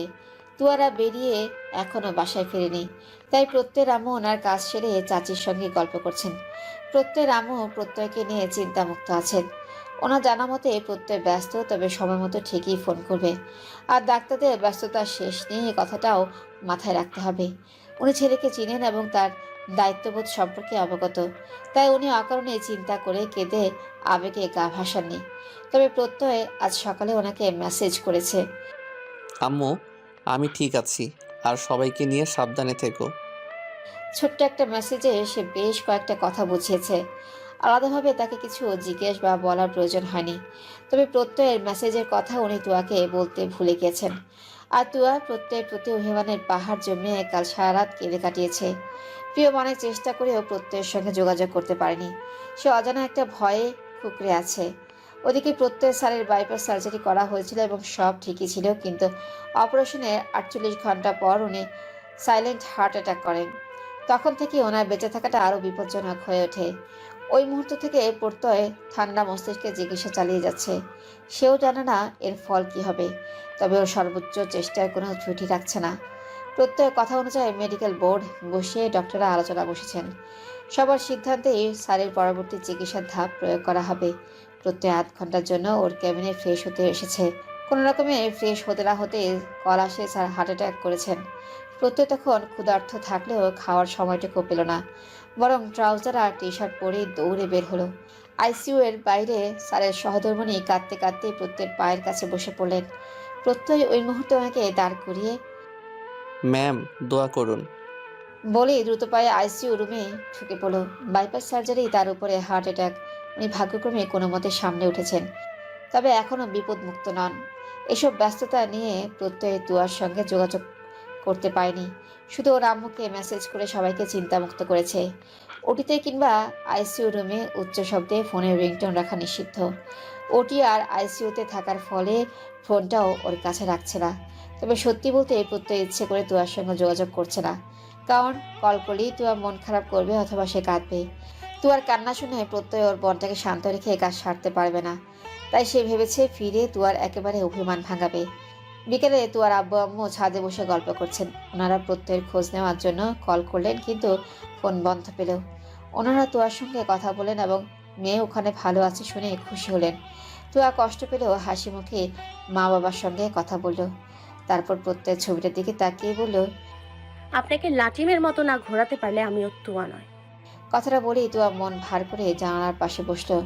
চাঁদ আমসত্ত্ব খেতে খেতে তুয়ার পাশে বসে গান ধরল, কোথায় গেলেন, কোথায় গেলেন ও ভাসুর গো? আপনার বউটা কেঁদে চোখ দুটো বন্যা বানাইছে। তুয়া চাঁদের বেসুরে গান শুনে ফিক করে হেসে দিল। চাঁদর হাতের আমসত্ত্ব মুখে পড়ে তুয়ার দিকে তাকিয়ে বলল, প্রিয়মকে কেবল জ্বালিয়ে আসলাম, যদিও থাপ্পড়ও দিল, তবুও সেই শান্তি লাগছে। কথাটা বলে চাঁদ নিজেই হাসলো। তুয়া চাঁদের সঙ্গে তাল মিলালো। তারপর দুজনে ছাদে গেল। প্রত্যয়ের আম্মু তেল নিয়ে ওদের পেছনে গেলেন। পাশে বেনিকে কয়েকটা ভাবি গল্প করছিলেন। প্রত্যয়ের আম্মু ওনার সঙ্গে কথা বলতে বলতে চাঁদ তুয়ার চুলে তেল দিয়ে বিনুনি করে দিল। চাঁদ তুয়া মিটিমিটি হেসে প্রত্যয়ের আম্মুর চুলে তেল দিয়ে বিনুনি করছে। একটু পর প্রত্যয়ের আব্বু এসে প্রত্যয়ের আম্মুকে দেখে উচ্চ শব্দে হেসে দিলেন। ওনাকে হাসতে দেখে প্রত্যয়ের আম্মু হাসির কারণ জানতে চাইলেন। তুয়া চাঁদ সহ ভাবিটাও শব্দ করে হাসছে। প্রিয়ম ছাদের দরজায় দাঁড়িয়ে এসব দেখে ওর আম্মুর ছবি তুলে ওনাকে দেখালেন। চাঁদ আর তোয়া ওনাকে দুই পাশে দুটো বেরুনি করে দিয়েছে। গল্পের তালে ব্যাপারটা উনি খেয়ালই করেনি। উনি পেছনে ঘুরে কাউকে পেলেন না। ততক্ষণে ওরা দৌড়ে পালিয়েছে। ইচ্ছে আজকে আবারও প্রত্যয়দের ফ্ল্যাটে এসেছে। বেশ কিছুক্ষণ দরজার দিকে তাকিয়ে মন খারাপ করে নিচে চলে গেল। ঠোঁট ফুলিয়ে ফুপিয়ে কাঁদতে কাঁদতে ওর আম্মুকে গিয়ে বলল, ওলা কোথায়, কবে আসবি? ইচ্ছের আম্মু ইচ্ছের চোখ মুছিয়ে দিয়ে বললেন। ইচ্ছে উপর হয়ে শুয়ে মুখ থেকে কাঁদতে লাগলো। ইচ্ছের আম্মু খাওয়াতে গেলেই ইচ্ছে জেদ করে সব ভাত মেঝেতে ফেলে দিল। এতটুকু মেয়ের এত জেদ ওনারও আর সহ্য হচ্ছে না। প্রত্যয়রা যাওয়ার পর থেকে ইচ্ছে ওনাকে একটু বেশি জ্বালাচ্ছে। কালকে রাতেও একটু ঘুমাতে পারেনি। চোখ বন্ধ করলে চোখে গুঁতো মেরে বলেছে, আম্মু ঘুম আসছে? ইচ্ছের এত জ্বালাতন সহ্য করতে না পারে ইচ্ছের আম্মু রেগে ইচ্ছেকে কয়েকটা মারলেন। মার খেয়েও চিৎকার করে কেঁদে বলছে, পুত্তই পিয়ম দাপো। মার খেয়ে ইচ্ছের ঠোঁট কেটে রক্ত বেরিয়ে গেল। তবু তার একটাই কথা, সে প্রত্যয় আর প্রিয়মের কাছে যাবে। মেয়েকে মেরে ইচ্ছের আম্মু নিজেই কেঁদে দিলেন। রেগে মারতে গিয়ে ঠোঁটে লেগে গেছে। উনিও ইচ্ছে করে মারেনি। একটু পরে রনিত এসে ইচ্ছেকে কোলে তুলে ইচ্ছের ঠোঁটে অয়েন্টমেন্ট লাগিয়ে দিয়ে রেগে বলল, আরেকবার বাচ্চাটাকে এভাবে মারলে তোর খবর আছে। ইচ্ছের আম্মু কেঁদে বলল, সারাটা দিন জ্বালিয়ে মারে, আমাকে ভাতটুকু শান্তিতে খেতে দেয় না। ওর জ্বালা আমার আর সহ্য হচ্ছে না। রনিত দাঁতে দাঁত চেপে বলল, সহ্য না করলে বনবাসে যা, তবুও মারবি না। দাঁত আছে তাই দাঁতের মর্ম বুঝছিস না। কথাটা বলে রনিত ইচ্ছেকে নিয়ে ওদের ফ্ল্যাটে চলে গেল। মার খেয়ে কেঁদে ক্লান্ত হয়ে ইচ্ছে রনিতের কোলেই ঘুমিয়ে গেল। ইচ্ছের ঠোঁট ফুলে লাল হয়ে গেছে। এজন্য রনিত রেগে কথাটা বলল। সে আবার কোনো বাচ্চার কান্না সহ্য করতে পারে না। আর প্রত্যয় আর প্রিয়মের অজানা থেকে গেলেও ওদের জন্য ছোট্ট একটা প্রাণ ব্যাকুল হয়ে কাঁদছে। ভিডিও কলের মাধ্যমে দুই ভাই মুখোমুখি বসে আছে। প্রিয়মকে মাথা নিচু করে থাকতে দেখে প্রত্যয় বলল, প্রিয়ম কাঁদছো কেন? প্রিয়ম বাহু সারে চোখ মুছে কান্নারত গলায় বলল, আমি চাঁদকে একটা সুযোগ দিতে চাই, তুমি ফিরে এসে কথা সবাইকে জানাও। কথাটা শুনে প্রত্যয় প্রিয়মকে সরাসরি বলল, আমার ভালোর জন্য এই সিদ্ধান্তটা নিলে তবে জেনে রেখো তোমার ভাই এতটাও সুবিধাবাদী নয়। প্রিয়ম ধরা পড়ে কান্নারত গলায় মুচকি হেসে বলল, কবে ফিরবে ভাইয়া? তুমি তোমার টুয়া ভালো নেই, আর আমিও নতুন করে আবার শুরু করতে চাই। তুমি এসে আমাকে আরেকটা পদক্ষেপ নিতে সাহায্য করো। প্রত্যয় শান্ত হয়ে প্রিয়মকে বুঝিয়ে বলল, ভেবে সিদ্ধান্ত নাও। জীবনটা খুব সুন্দর। তাড়াহুড়োয় ভুল পদক্ষেপ নিয়ে পরে আফসোস করো না। প্রিয়ম কম্পিত কণ্ঠে অকপটে বলল, না, তুমি ফিরে এসে ব্যাপারটা সবাইকে জানাও। প্রত্যয় প্রিয়মের কথা শুনে মৃদু হেসে পড়ল। আমি যথাশীঘ্রই ফিরছি। দুই ভাই বেশ কিছুক্ষণ কথা বলে কল কাটলো। প্রিয়ম মাথার চুল মুঠে করে ধরে অশ্রু ছড়িয়ে বলল, শুধু ভালোবাসার দাফন নয়, তোমার জন্য মরতেও দুইবার ভাববো না ভাইয়া। ওদিকে প্রত্যয় রেডি হয়ে ওর ট্রলি নিয়ে হসপিটাল থেকে বেরিয়ে গেল। ওর এখানকার কাজ আপাতত শেষ। সে এখন যাচ্ছে নতুন আরেকটা পদক্ষেপ নিতে। পাখি ডাকা স্নিগ্ধ সকালেই তুয়া ছাদের গিয়ে দাঁড়ালো। বিশুদ্ধ বাতাসে চারপাশে চোখ বুলিয়ে প্রকৃতি সৌন্দর্য অনুভব করছে। এত সকালে মানুষজন, গাড়ি ঘোড়া, চেঁচামেচি, হট্টগোল নেই, শুধু আছে একরাশ নিস্তব্ধতা। প্রত্যয়ের আম্মু নামাজ পড়ে ছাদ এসেছেন গাছে পানি দিতে। তুয়াকে দেখে উনি মুচকি হেসে বললেন, একা ছাদে কি করছিস? তুয়া ঘাড় ঘুরে ওনাকে দেখে মুচকি হেসে বলল, পাখিদের কাছে তোমার ছেলের নামে অভিযোগ জানাচ্ছি, আর আকাশকে বলছি তাকে ফিরে আসার কথা মনে করিয়ে দিতে। তুয়ার কথা শুনে উনি গাছে পানি দিতে দিতে বললেন, তা পাখি আর আকাশ কি খবর পৌঁছে দিয়েছে? তুয়া মুখ ভার করে ঠোঁট উল্টে বলল, তা তো দিয়েছি। প্রত্যয়ের আম্মু হেসে তুয়ার মাথায় হাত রেখে বললেন, আমার ছেলের উপর অভিমান করিস না, দেখবি সে দ্রুত ফিরে আসবে। তুয়া প্রত্যুত্তরে অন্যদিকে মুখ ঘুরিয়ে বলল, অভিমান করতে আমার বইয়ে গেছে। তুয়ার কথা উনি উচ্চ শব্দে হেসে বললেন, তাহলে প্রত্যয়কে আসতে নিষেধ করি। তুয়া দোলনাতে বসে অভিমানী গলায় বলল, হ্যাঁ, এখন তা তো করবেই। আর আমি কে? আমার কথা হয়তো ওর মনেই নেই। তুয়ার কথা শুনে প্রত্যয়ের আম্মু হেসে বললেন, আমার ছেলেটাও হয়তো ওখানে তোর জন্য ছটপট করছে। চিন্তা করিস, কাজ সেরে দ্রুত চলে আসবে। এসব নিয়ে কথা বলতে বলতেই প্রত্যয়ের আম্মু তোয়াকে নিয়ে নিচে চলে গেলেন। কালকে এই প্রত্যয়ের সঙ্গে কথা বলেই প্রিয়ম সারা রাত মেঝেতে বসে কাটিয়েছে। রাতের আধারে ওর জীবনে কিছু অপ্রাপ্তির হিসেব মিলিয়েছে। প্রিয়ম বেড়াতে যাওয়ার আগে তোয়াকে ওর মনের কথা জানিয়েছিল। নীল রঙে চিরকুটে ভালোবাসার কথা লিখে ইচ্ছে হাতে পাঠিয়েছিল, কিন্তু ইচ্ছে সেটা তোয়াকে দেয়নি, বরং নিজের কাছেই রেখে দিয়েছিল। তোয়া চিরকুট দেখে ইচ্ছেকে জিজ্ঞাসা করেছিল ওর হাতে ওটা কিসের চিরকুট, কিন্তু প্রিয়ম দিয়েছে বলে ইচ্ছে চিরকুটটা তোয়াকে ধরতেও দেয়নি। পরে খেলার ছলে ইচ্ছে চিরকুটটাই হারিয়ে ফেলেছে। প্রিয়ম চাঁদকে নিয়ে আসার পর ইচ্ছেকে আড়ালে জিজ্ঞেস করেছিল চিরকুটের কথা, কিন্তু ইচ্ছে বলেছিল ওটা আমাকেই দিছো, আমি তো আপুকে দিব কেন? প্রিয়ম তখনই বুঝেছে ইচ্ছে তোয়াকে চিরকুটটা দেয়নি, আর তোয়াও জানতে পারেনি ওর মনের কথা। প্রিয়ম এই জন্যে বাসের সিটে হেলান দিয়ে তোয়ার উত্তর জানার কথা বলেছিল, আর পরে জানিটা একলা নয় তোয়াকে নিয়ে দোকলা করতে চেয়েছিল। কিন্তু প্রিয়মের সব ভাবনা, ইচ্ছে, স্বপ্ন, ভালোবাসা এক নিমেষেই ধূলিসাৎ হয়ে গেল। অনাকাঙ্ক্ষিতভাবে যাদের আগমন হলো ওর জীবনে, আর সবটা ধীরে ধীরে বদলেও গেল। তোয়া হয়তো আর জানবেও না প্রিয়ম আড়ালে আবডালে ওকে প্রচণ্ড ভালোবেসেছিল, আর এখনো বাসে। রনি তার পলক সকালে একসঙ্গে খেতে বসেছে। আজকে পলকের খুশি যেন আর ধরছে না। সে বেশ কিছুদিন ধরে ওর বাবাকে দেখার বায়না ধরেছে। এজন্য রনি 2 দিনের ছুটি নিয়েও পলকদের ওর বাবাকে দেখতে নিয়ে যাবে। 2 দিন থাকতে পারবে শুনে পলক তো খুশিতে লাফিয়ে উঠল। পলকের অবস্থা দেখে রনি হেসে বলল, লাফিয়ে পা ভেঙে পেল না, তখন কিন্তু আর যাওয়া হবে না। গল্প করতে করতে দুজনে খেয়ে রেডি হয়ে বেরিয়ে পড়লো। যথাসময়ে দুজনে পৌঁছে সবার সঙ্গে কুশল বিনিময় করলো।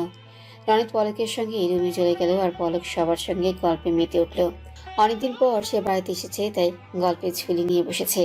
জামাই আপ্যায়নের কথা ভেবে পলকের বাবা বাজারে গেলেন, আর ওর মা রান্নাঘরে চলে গেল। তখন কথা ছলে পলককে ভাবে হাসতে হাসতে খোঁচা মেরে বলল, তা কয়দিনের জন্য আসলে কোন ননদিনী? 1 সপ্তাহ নাকি 1 মাস? পলকের মুখের হাসিটা মিলিয়ে গেল। ভাবি পলককে চুপ থাকতে দেখে আবারও হেসে বললেন, বেশি দিন থাকার জন্যই বরকে নিয়ে এসেছো নাকি?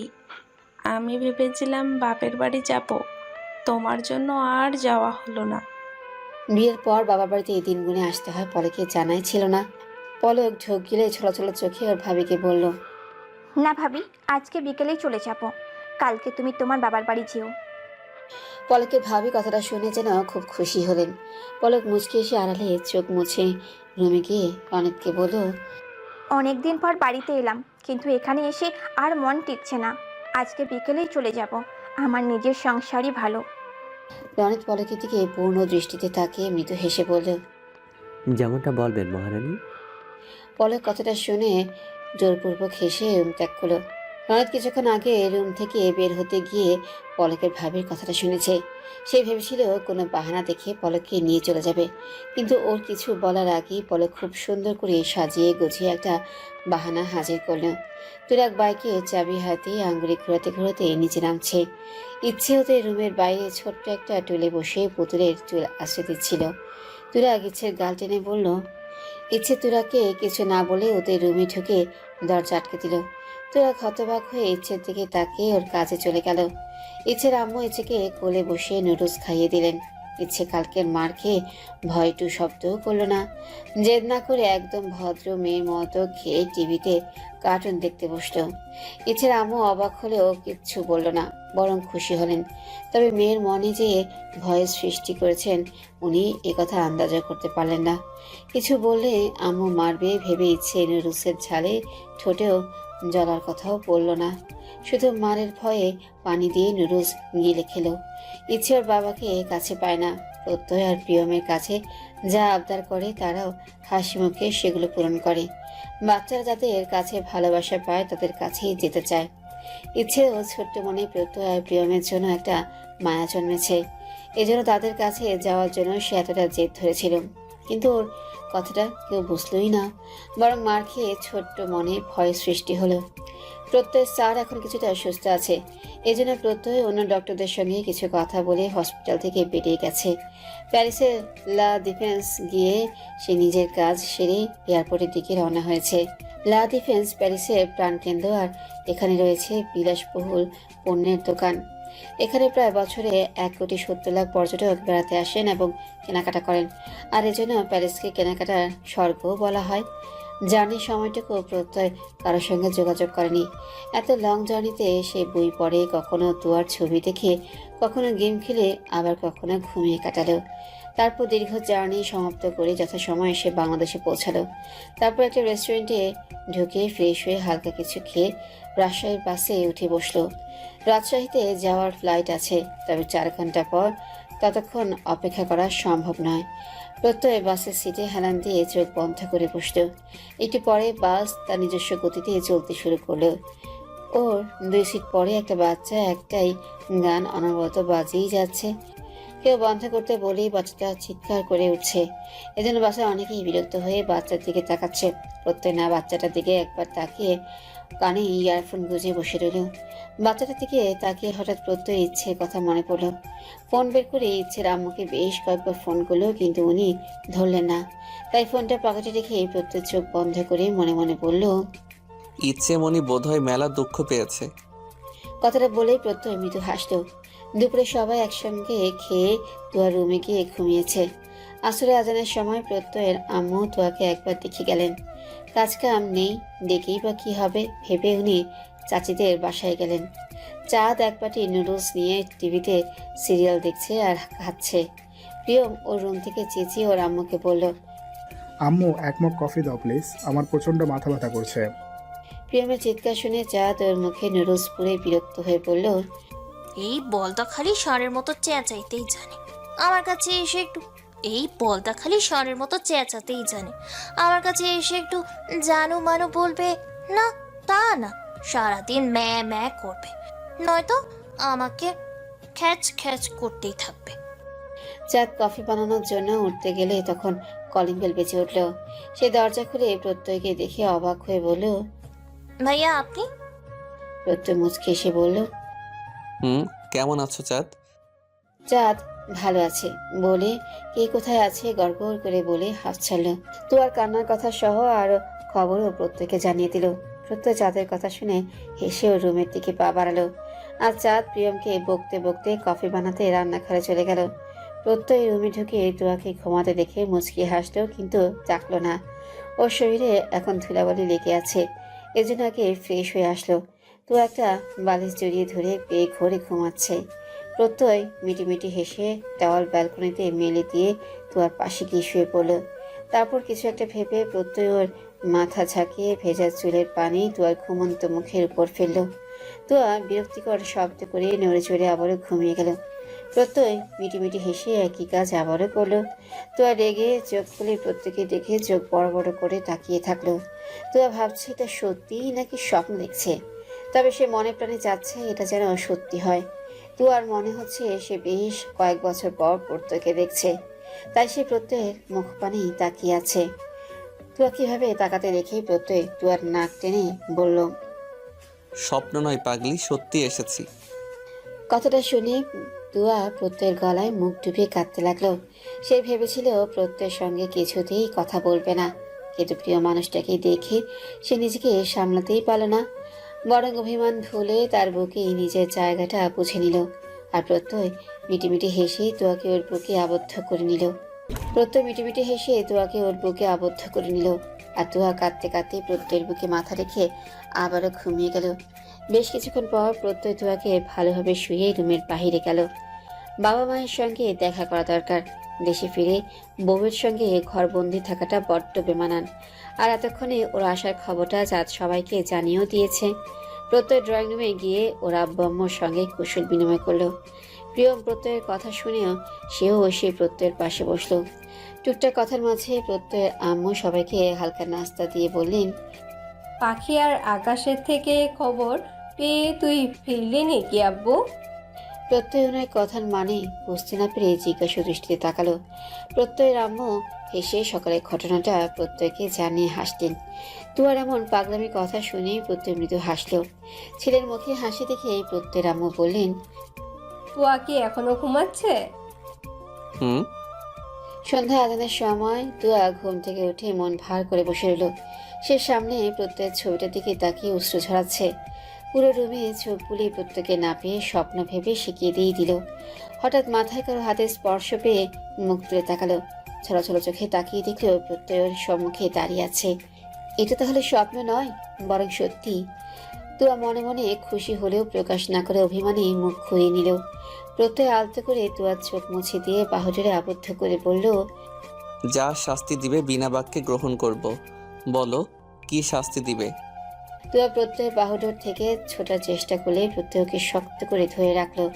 তুয়া অভিমানী কণ্ঠে বলল, হ্যাঁ, আমি তো কারোর কেউ না, এখন ঢং করতে হবে না।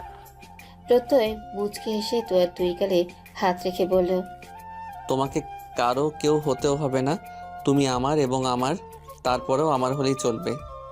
কথাটা শুনে তুয়া চুপ হয়ে গেল। প্রত্যয়ের ফোনে কল এসেছে।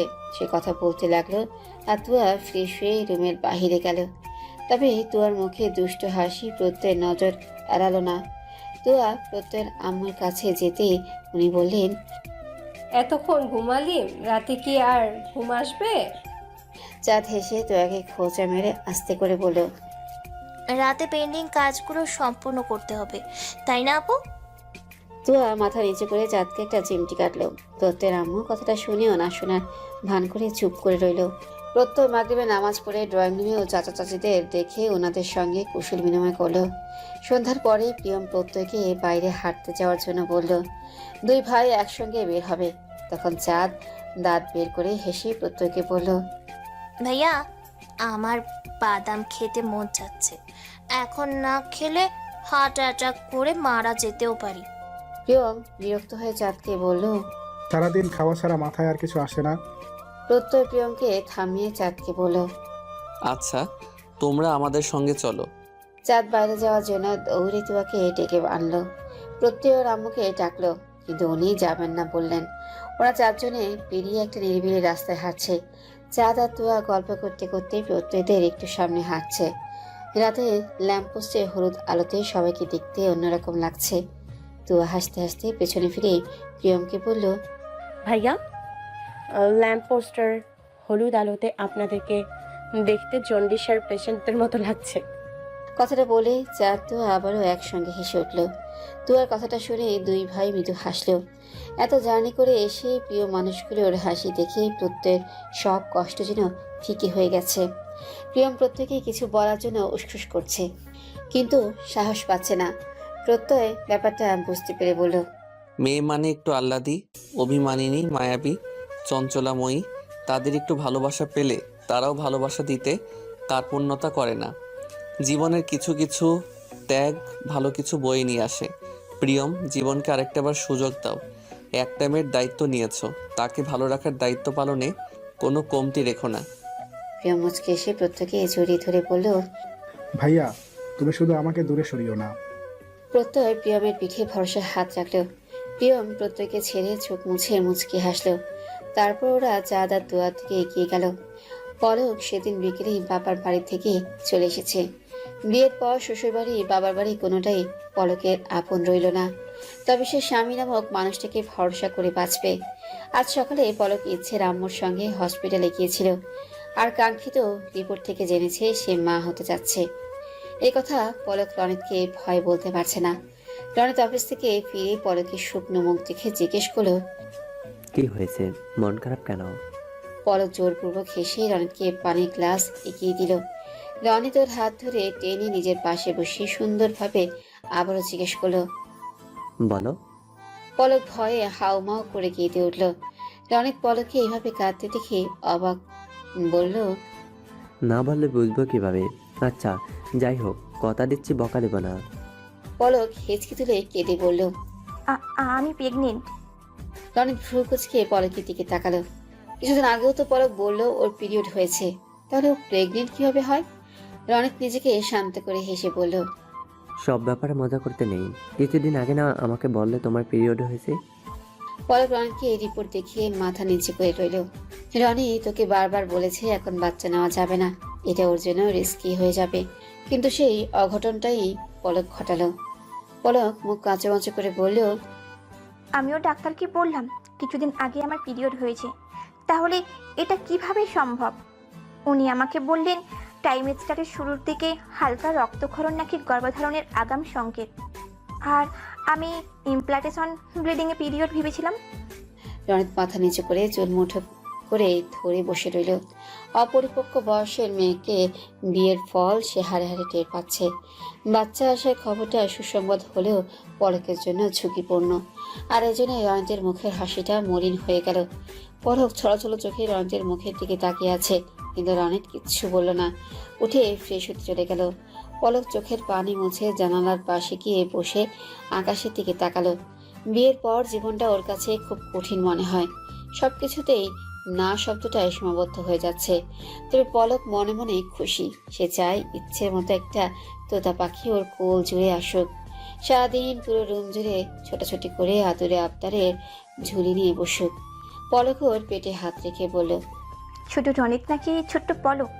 কে তুই? যেই হোস বাবার মতো খাটাস হবি না। রনিত হাতে টাওয়াল নিয়ে পলকের কথা শুনে দাঁড়িয়ে গেল। এতটুকু একটা মেয়ে, সে আবার তার বাচ্চা নিয়ে কল্পনা জল্পনা করা শুরু করেছে। রনিতের আর কিছু বলার নেই, সব আল্লাহর হাতে। ওনার হুকুমে বাচ্চাটা তার আয়ু নিয়ে পৃথিবীতে এসেছে। রনিত দীর্ঘশ্বাস পেয়ে মুচকে এসে বলল, হ্যাঁ, বাবা খাটাস আর মা অনেক ভালো, এর জন্য খালি পেটে থেকে বাবুকে এখনো ক্ষুধার্ত রেখেছ। রনিতের কথা শুনে পলকের মুখে হাসি ফুটল। সে উঠে রনিতকে শক্ত করে জড়িয়ে ধরে কাঁদতে লাগলো। প্রত্যয়টা অনেক রাত অবধি ঘুরে তারপর বাসায় ফিরল। রাতে খাবার সময় প্রত্যয় চাঁদ আর প্রিয়মের পুনরায় বিয়ে দেওয়ার কথাটা জানালো। প্রত্যয়ের কথাতে কেউ আমোদ করেনি, বরং খুশি হয়ে প্রত্যয়ের আব্বু বললেন, তাহলে আত্মীয়দের ডেকে কালকে কাজটা সেরে ফেলি।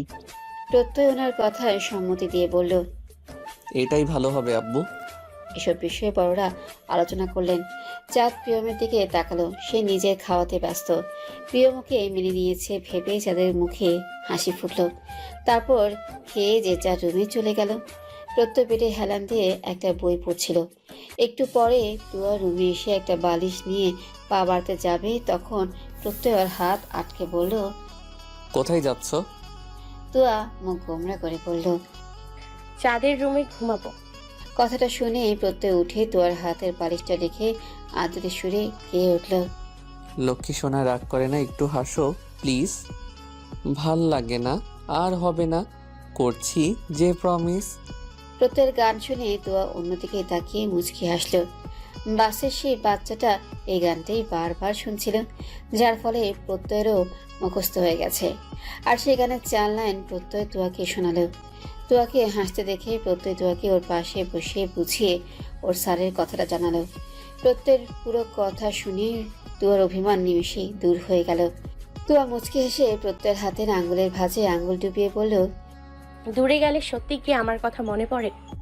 প্রত্যয় তুয়ার কপালে আলতো করে ঠোঁটে স্পর্শ দিয়ে বলল, ভুললে তো মনে পড়বে। কথাটা বলেই তুয়া উঠে প্রত্যয়ের বুকে মাথা রেখে শুয়ে পড়ল। তুয়ার এমন কাজে প্রত্যয় মুচকে এসে তুয়াকে ওর বাহুডোরে আবদ্ধ করে নিল। তুয়ার এখন প্রবল আকাঙ্ক্ষা প্রত্যয়ের বুকে প্রশান্তিটুকু লুফে নেওয়া, প্রত্যয়ের শরীরে সেই চিরচেনা গন্ধটুকু নিঃশ্বাসের সঙ্গে শুষে নিয়ে মনটাকে শান্ত করা। কিন্তু প্রত্যয় তুয়ার আকাঙ্ক্ষায় ইতি টেনে তুয়ার খুব কাছে এসে শান্ত কণ্ঠে বলল, খুব ভালোবাসি আমার মিষ্টি বউটাকে। কথাটা শুনে তুয়া আমিও জনাব বলে লজ্জায় রাঙা হয়ে প্রত্যয়ের বুকে মুখ লুকালো। তুয়ার লজ্জারত কণ্ঠ শুনে প্রত্যয় দুষ্ট হেসে তুয়াকে নিয়ে পাড়ি জমালো ভালোবাসাময় এক সুখ রাজ্যে। প্রত্যয়ের আম্মু রাতেই ওনাদের নিকট আত্মীয়দের নিমন্ত্রণের কাজ সমাপ্ত করলেন। পরের দিন খুব সকালে প্রত্যয় ওর আব্বুর সঙ্গে বাইরে গিয়েছে, এখনো ফেরেনি। বেলা বাড়ার সঙ্গে সঙ্গে একে একে সব আত্মীয়রা বাসায় আসা শুরু করেছেন। প্রত্যয়ের আম্মু তুয়াকে শাড়ি গহনা পরিয়ে সোফায় বসালেন। উপস্থিত আত্মীয়রা নতুন বউ দেখে দোয়া করে যাচ্ছেন।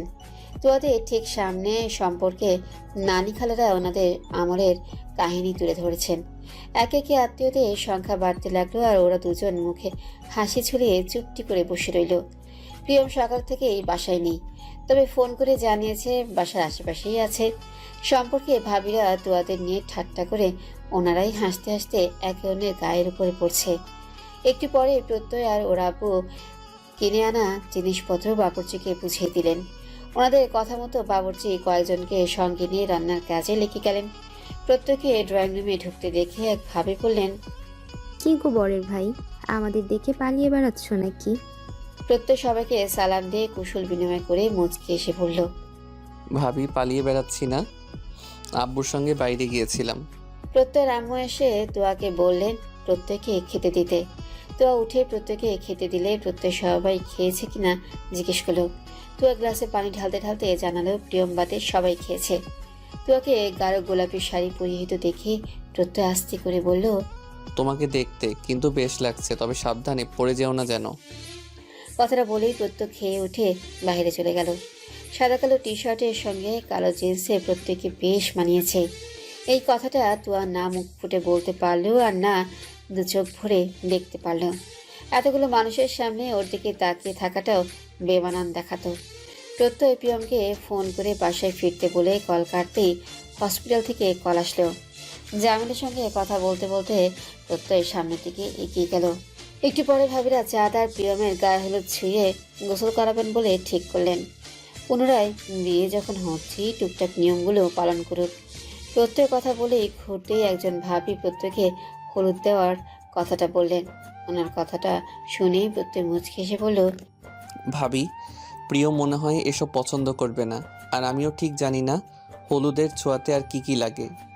ভাবি দাঁত বের করে হেসে বলল, থাক, তোমাকে আর এসব জানা লাগবে না। তুমি শুধু আমাদেরকে দ্রুত চাচিমা হওয়ার ব্যবস্থাটা করে দিও, তাহলেই হবে। কথাটা শুনে ওখানকার অনেকেই হাসিতে ফেটে পড়লেন। প্রত্যয়ের আম্মু সামনে থাকায় প্রত্যয় লজ্জা পেয়ে মুচকে এসে স্থান ত্যাগ করলো। প্রত্যয় আম্মু হাসতে হাসতে বললেন, এই কথা প্রিয়মকে বললে তোমাদেরকে বাস দিত, প্রত্যয় বলে বেঁচে গেলে। রনিত বাসায় একজন বুয়া রেখেছে। উনি রান্না থেকে শুরু করে যাবতীয় সব কাজ করে দিয়ে যাবেন। রনিত পলককে নিয়ে ডাক্তারের কাছে গিয়েছিল এবং ডাক্তারের কথা অনুযায়ী চলবে বলে ঠিক করে। অপরিপক্ক বয়সে গর্ভধারণ খুব ঝুঁকিপূর্ণ, তাই সে এখন থেকেই পলকের যত্নের কোনো ত্রুটি রাখছে না। সকালবেলায় সারাদিনের পর্যাপ্ত পানি, ফল, খাবার সবটা গুছিয়ে দিয়ে তারপর সে অফিসে যায়। আর শর্ত দেয় বাসায় ফিরে যেন এগুলো আর না দেখে। যদি একটা কিছু করে থাকে তাহলে পলকের খবর আছে। পলক রনকে এসব কাজে রাগ দেখালেও মনে মনে খুব খুশি হয়। ইচ্ছের আম্মু আর ইচ্ছে এসে পলকের সঙ্গে অনেকটা সময় কাটায়। আজকে ইচ্ছের আম্মু ইচ্ছেকে পলকের কাছে রেখে একটা কাজে বাইরে গিয়েছে। পলক ইচ্ছেকে ওর পাশে বসে মুচকে এসে বলল, ইচ্ছে বলো তো আমার কি বাবু হবে? ইচ্ছে চানাচুর খাওয়া থামিয়ে ফিউ কুচকে বলল, তোমার তো এত বড় পেট নেই, তাহলে বাবু হবে কেন? পলক ইচ্ছের গাল দুটো চটকে দিয়ে বলল, আমার পেটে তোমার মতো কিউট একটা বাবু আছে। সে এখন অনেক ছোট, আস্তে আস্তে বড় হবে। এখন বুঝলেন পাকা বুড়ি? ইচ্ছে কি বুঝলো কে জানে। সে চানাচুর তুলে পলকের পেটে ঠেকিয়ে বলল, নাও বাবু, কানাচুর খাও আর তাড়াতাড়ি বলো হও। ইচ্ছের কথা শুনে পলক হেসে ইচ্ছেকে কাতুকুতু দিতে লাগলো। আর পলকের কাতুকুতুতে ইচ্ছে খিলখিল করে হাসতে লাগলো। প্রিয়ম বাসায় ফিরে ওর গায়ে হলুদ দিতে নিষেধ করে দিল। এসব আদিক্ষেতা ওর মোটেও পছন্দ নয়। ভাবিরা জোর করে প্রিয়মকে কিছুতেই রাজি করাতে পারলেন না। প্রত্যয়ের আম্মু এসব দেখে প্রত্যয়কে ডাকতে পাঠালেন, কারণ প্রত্যয়ের কাছে প্রিয়ম কাবু। একদিন ভাবিকে প্রত্যয়কে ডেকে আনলেন। ভাবিদের জোরাজুরিতে প্রিয়ম বিরক্ত হয়ে তাদের দাঁত চেপে একই জেদ ধরে দাঁড়িয়ে আছে। ভাবিরা প্রিয়মকে ছাড়ছেও না, আবার যেতেও দিচ্ছে না। তাই প্রত্যয় নিজে এসে প্রিয়মের গালে হলুদ ছোঁয়ালো। প্রিয়ম প্রত্যয়ের দিকে তাকিয়ে বলল, ভাইয়া প্লিজ। প্রত্যয় প্রিয়মের গালে হলুদ ছুঁয়ে মুচকি এসে বলল, সামান্য একটু। প্রিয়ম প্রত্যয় ছাড়া আর কারো থেকে হলুদ নিল না। তাই প্রত্যয় সবাইকে সুন্দরভাবে নিষেধ করলো প্রিয়মকে আর জোরাজোরি না করতে। হঠাৎ ভিড়ের মাঝে থেকে কেউ একজন বলে উঠল, বিয়ের পরও ভাইয়ে ভাইয়ে এত মিল মহব্বত থাকলেই হয়। কথাটা শুনে প্রত্যয় প্রিয়ম সহ উপস্থিত সবাই নিশ্চুপ হয়ে গেলেন। পরিবেশটাও এক নিমেষেই গুমোট ধরে গেল। কিন্তু কে এই কথাটা বললেন তাকে আর খুঁজে পাওয়া গেল না। চাঁদ একে অপরের দিকে তাকিয়ে প্রত্যয় প্রিয়মের দিকে তাকালো। প্রত্যয় প্রিয়ম দুজনে এই কথাটা যেন বুকে গিয়ে বেঁধেছে। ওরা দু ভাই থম মেরে দাঁড়িয়ে গেছে। প্রত্যয়ের আম্মু পরিবেশটাকে শান্ত করতে হেসে বললেন, জানি না কথাটা কে বললেন, তবে সবার উদ্দেশ্যে আমি কিছু কথা বলছি। প্রিয়ম যখন আমার পেটে, তখন প্রত্যয় একদিন আমাকে জিজ্ঞাসা করেছিল আম্মু আমার ভাই হবে নাকি বোন? আমি তখন প্রত্যয়কে বলেছিলাম তোমার ছোট্ট একটা ভাই হবে। কথাটা শুনে প্রত্যয় খুশি হয়ে কিছু দূর গিয়ে আবারও ফিরে এসে বলেছিল, আম্মু ভাই বড় হয়ে কি আমাকে কষ্ট দিবে? 8 বছরের প্রত্যয়ের মুখে এ কথা শুনে ওর বাবা বুঝিয়ে বলেছিলেন, ভাইকে যদি ভালো মানুষ বানাতে পারো তাহলে সে কখনো তোমাকে কষ্ট দেবে না। সেদিন প্রত্যয় প্রতি উত্তরে বলেছিল, আব্বু ভাইকে আমি ভালো মানুষ বানাবো আর অনেক ভালোবাসবো, তবু ভাই আমাকে কষ্ট দিলে ভাববো আমি পচা ভাই।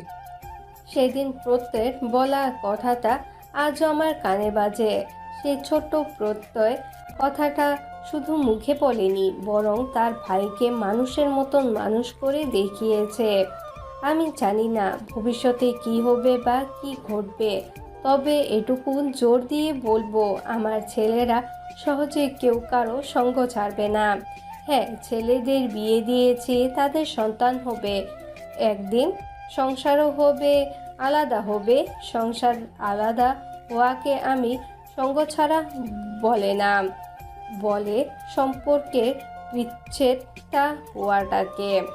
আর প্রতিটা মেয়েরই চাওয়া ঝামেলাহীন সংসারে স্বামী সন্তান নিয়ে সুখে থাকতে। আমি নিজেও এটা চেয়েছি। এখন চাঁদ তুয়া এরা চাইলে আমি ওদের দিকে আঙ্গুল তুলতে পারবো না। আর বিয়ের পর ওদের দুই ভাইয়ের মিল থাকুক বা না থাকুক, ওরা সবাই যেন সবাই দুধে ভাত থাকে, এটাই আমার একমাত্র চাওয়া। প্রত্যয়ের আম্মু কথাটা বলতে বলতে কেঁদে দিলেন, আর ওনার সঙ্গে অনেকের চোখে অশ্রু ছড়ে গেল। তুয়া আর চাঁদ প্রত্যয়ের আম্মুকে গিয়ে জড়িয়ে ধরল।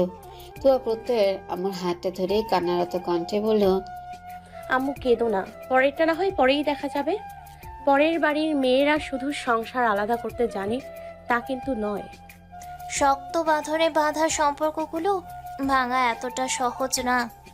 প্রত্যয়ের আব্বু পরিবেশটাকে স্বাভাবিক করতে সবাইকে তাড়া দিতে লাগলেন। চাঁদ প্রিয়মকে রেডি করিয়ে যথাসময়ে ওদের বিয়ে সম্পূর্ণ করা হলো। একটা কনের যাবতীয় জিনিসপত্র চাঁদকে দেওয়া হয়েছে, তবু সে একটা লাল শাড়ি পরে স্বাধীনভাবে বসে আছে। প্রত্যয়ের আম্মু দুই ছেলের বউকে দুটো ট্রলি দিয়েছে, সেখানে গয়না থেকে শুরু করে তাদের যাবতীয় সব জিনিস রয়েছে। তাড়াহুড়োর বিয়েতে পুত্রবধূদের কিছু দিতে পারেনি বলে এতদিন মনে মনে খুব আফসোস করতেন। আজকে ওনার সেই আফসোসের ইতি টানলেন। হাসি ঠাট্টা খাওয়া দাওয়ার মাঝে বিকেল ঘুরিয়ে সন্ধ্যা নেমে এলো। সন্ধ্যার পর একে একে আত্মীয় স্বজনরা বিদায় নিলেন। আজকে থেকে যাদের ঠাঁই হবে প্রিয়মের রুমে, তবে প্রিয়মের বুকে আদৌ ঠাঁই হবে কিনা এইটা যাদের অজানা। মানুষ স্বপ্ন নিয়ে বাঁচে, চাঁদও আবার নব্য স্বপ্ন বুনে ওর জীবনে নতুন অধ্যায়ে পা রাখলো। আত্মীয়রা চলে যাওয়াতে বাড়িটা এখন ফাঁকা ফাঁকা লাগছে। ড্রয়িং রুমে চাঁদ তুয়া বসে ওদের মতো হাসাহাসি করছে। আজকে তুয়া চাঁদকে প্রিয়মকে নিয়ে খোঁচা মেরে খিলখিল করে হাসছে, আর চাঁদ চুপ করে তুয়ার দিকে করুণ চোখে তাকিয়ে আছে। প্রত্যয়ের আব্বু আম্মু ওনাদের রুমে, আর প্রত্যয় আর প্রিয়ম গেছে ছাদে। রাত 11টার দিকে রাতে খাওয়ার পর্ব চুকিয়ে তুয়া চাঁদকে প্রিয়মের রুমের দরজা অব্দি এগিয়ে দিয়ে দুষ্টু হেসে বলল, ভালোবাসা মাখতে প্রস্তুত হও। কথাটা বলেই তুয়া হাসতে হাসতে ওদের রুমে চলে গেল। আর চাঁদ কান্নারত কণ্ঠে মুচকে এসে মনে মনে বলল, সে যে তোমাকে বড্ড ভালোবাসে গো আপু, তার ভালোবাসার মাখার সৌভাগ্যটুকুও যে আমার ভাগ্যে নেই। তুয়া কিছু একটা ভেবে আবারও চাঁদের কাছে যাওয়ার জন্য ঘুরতেই প্রিয়মের মুখোমুখি হয়ে দাঁড়িয়ে গেল।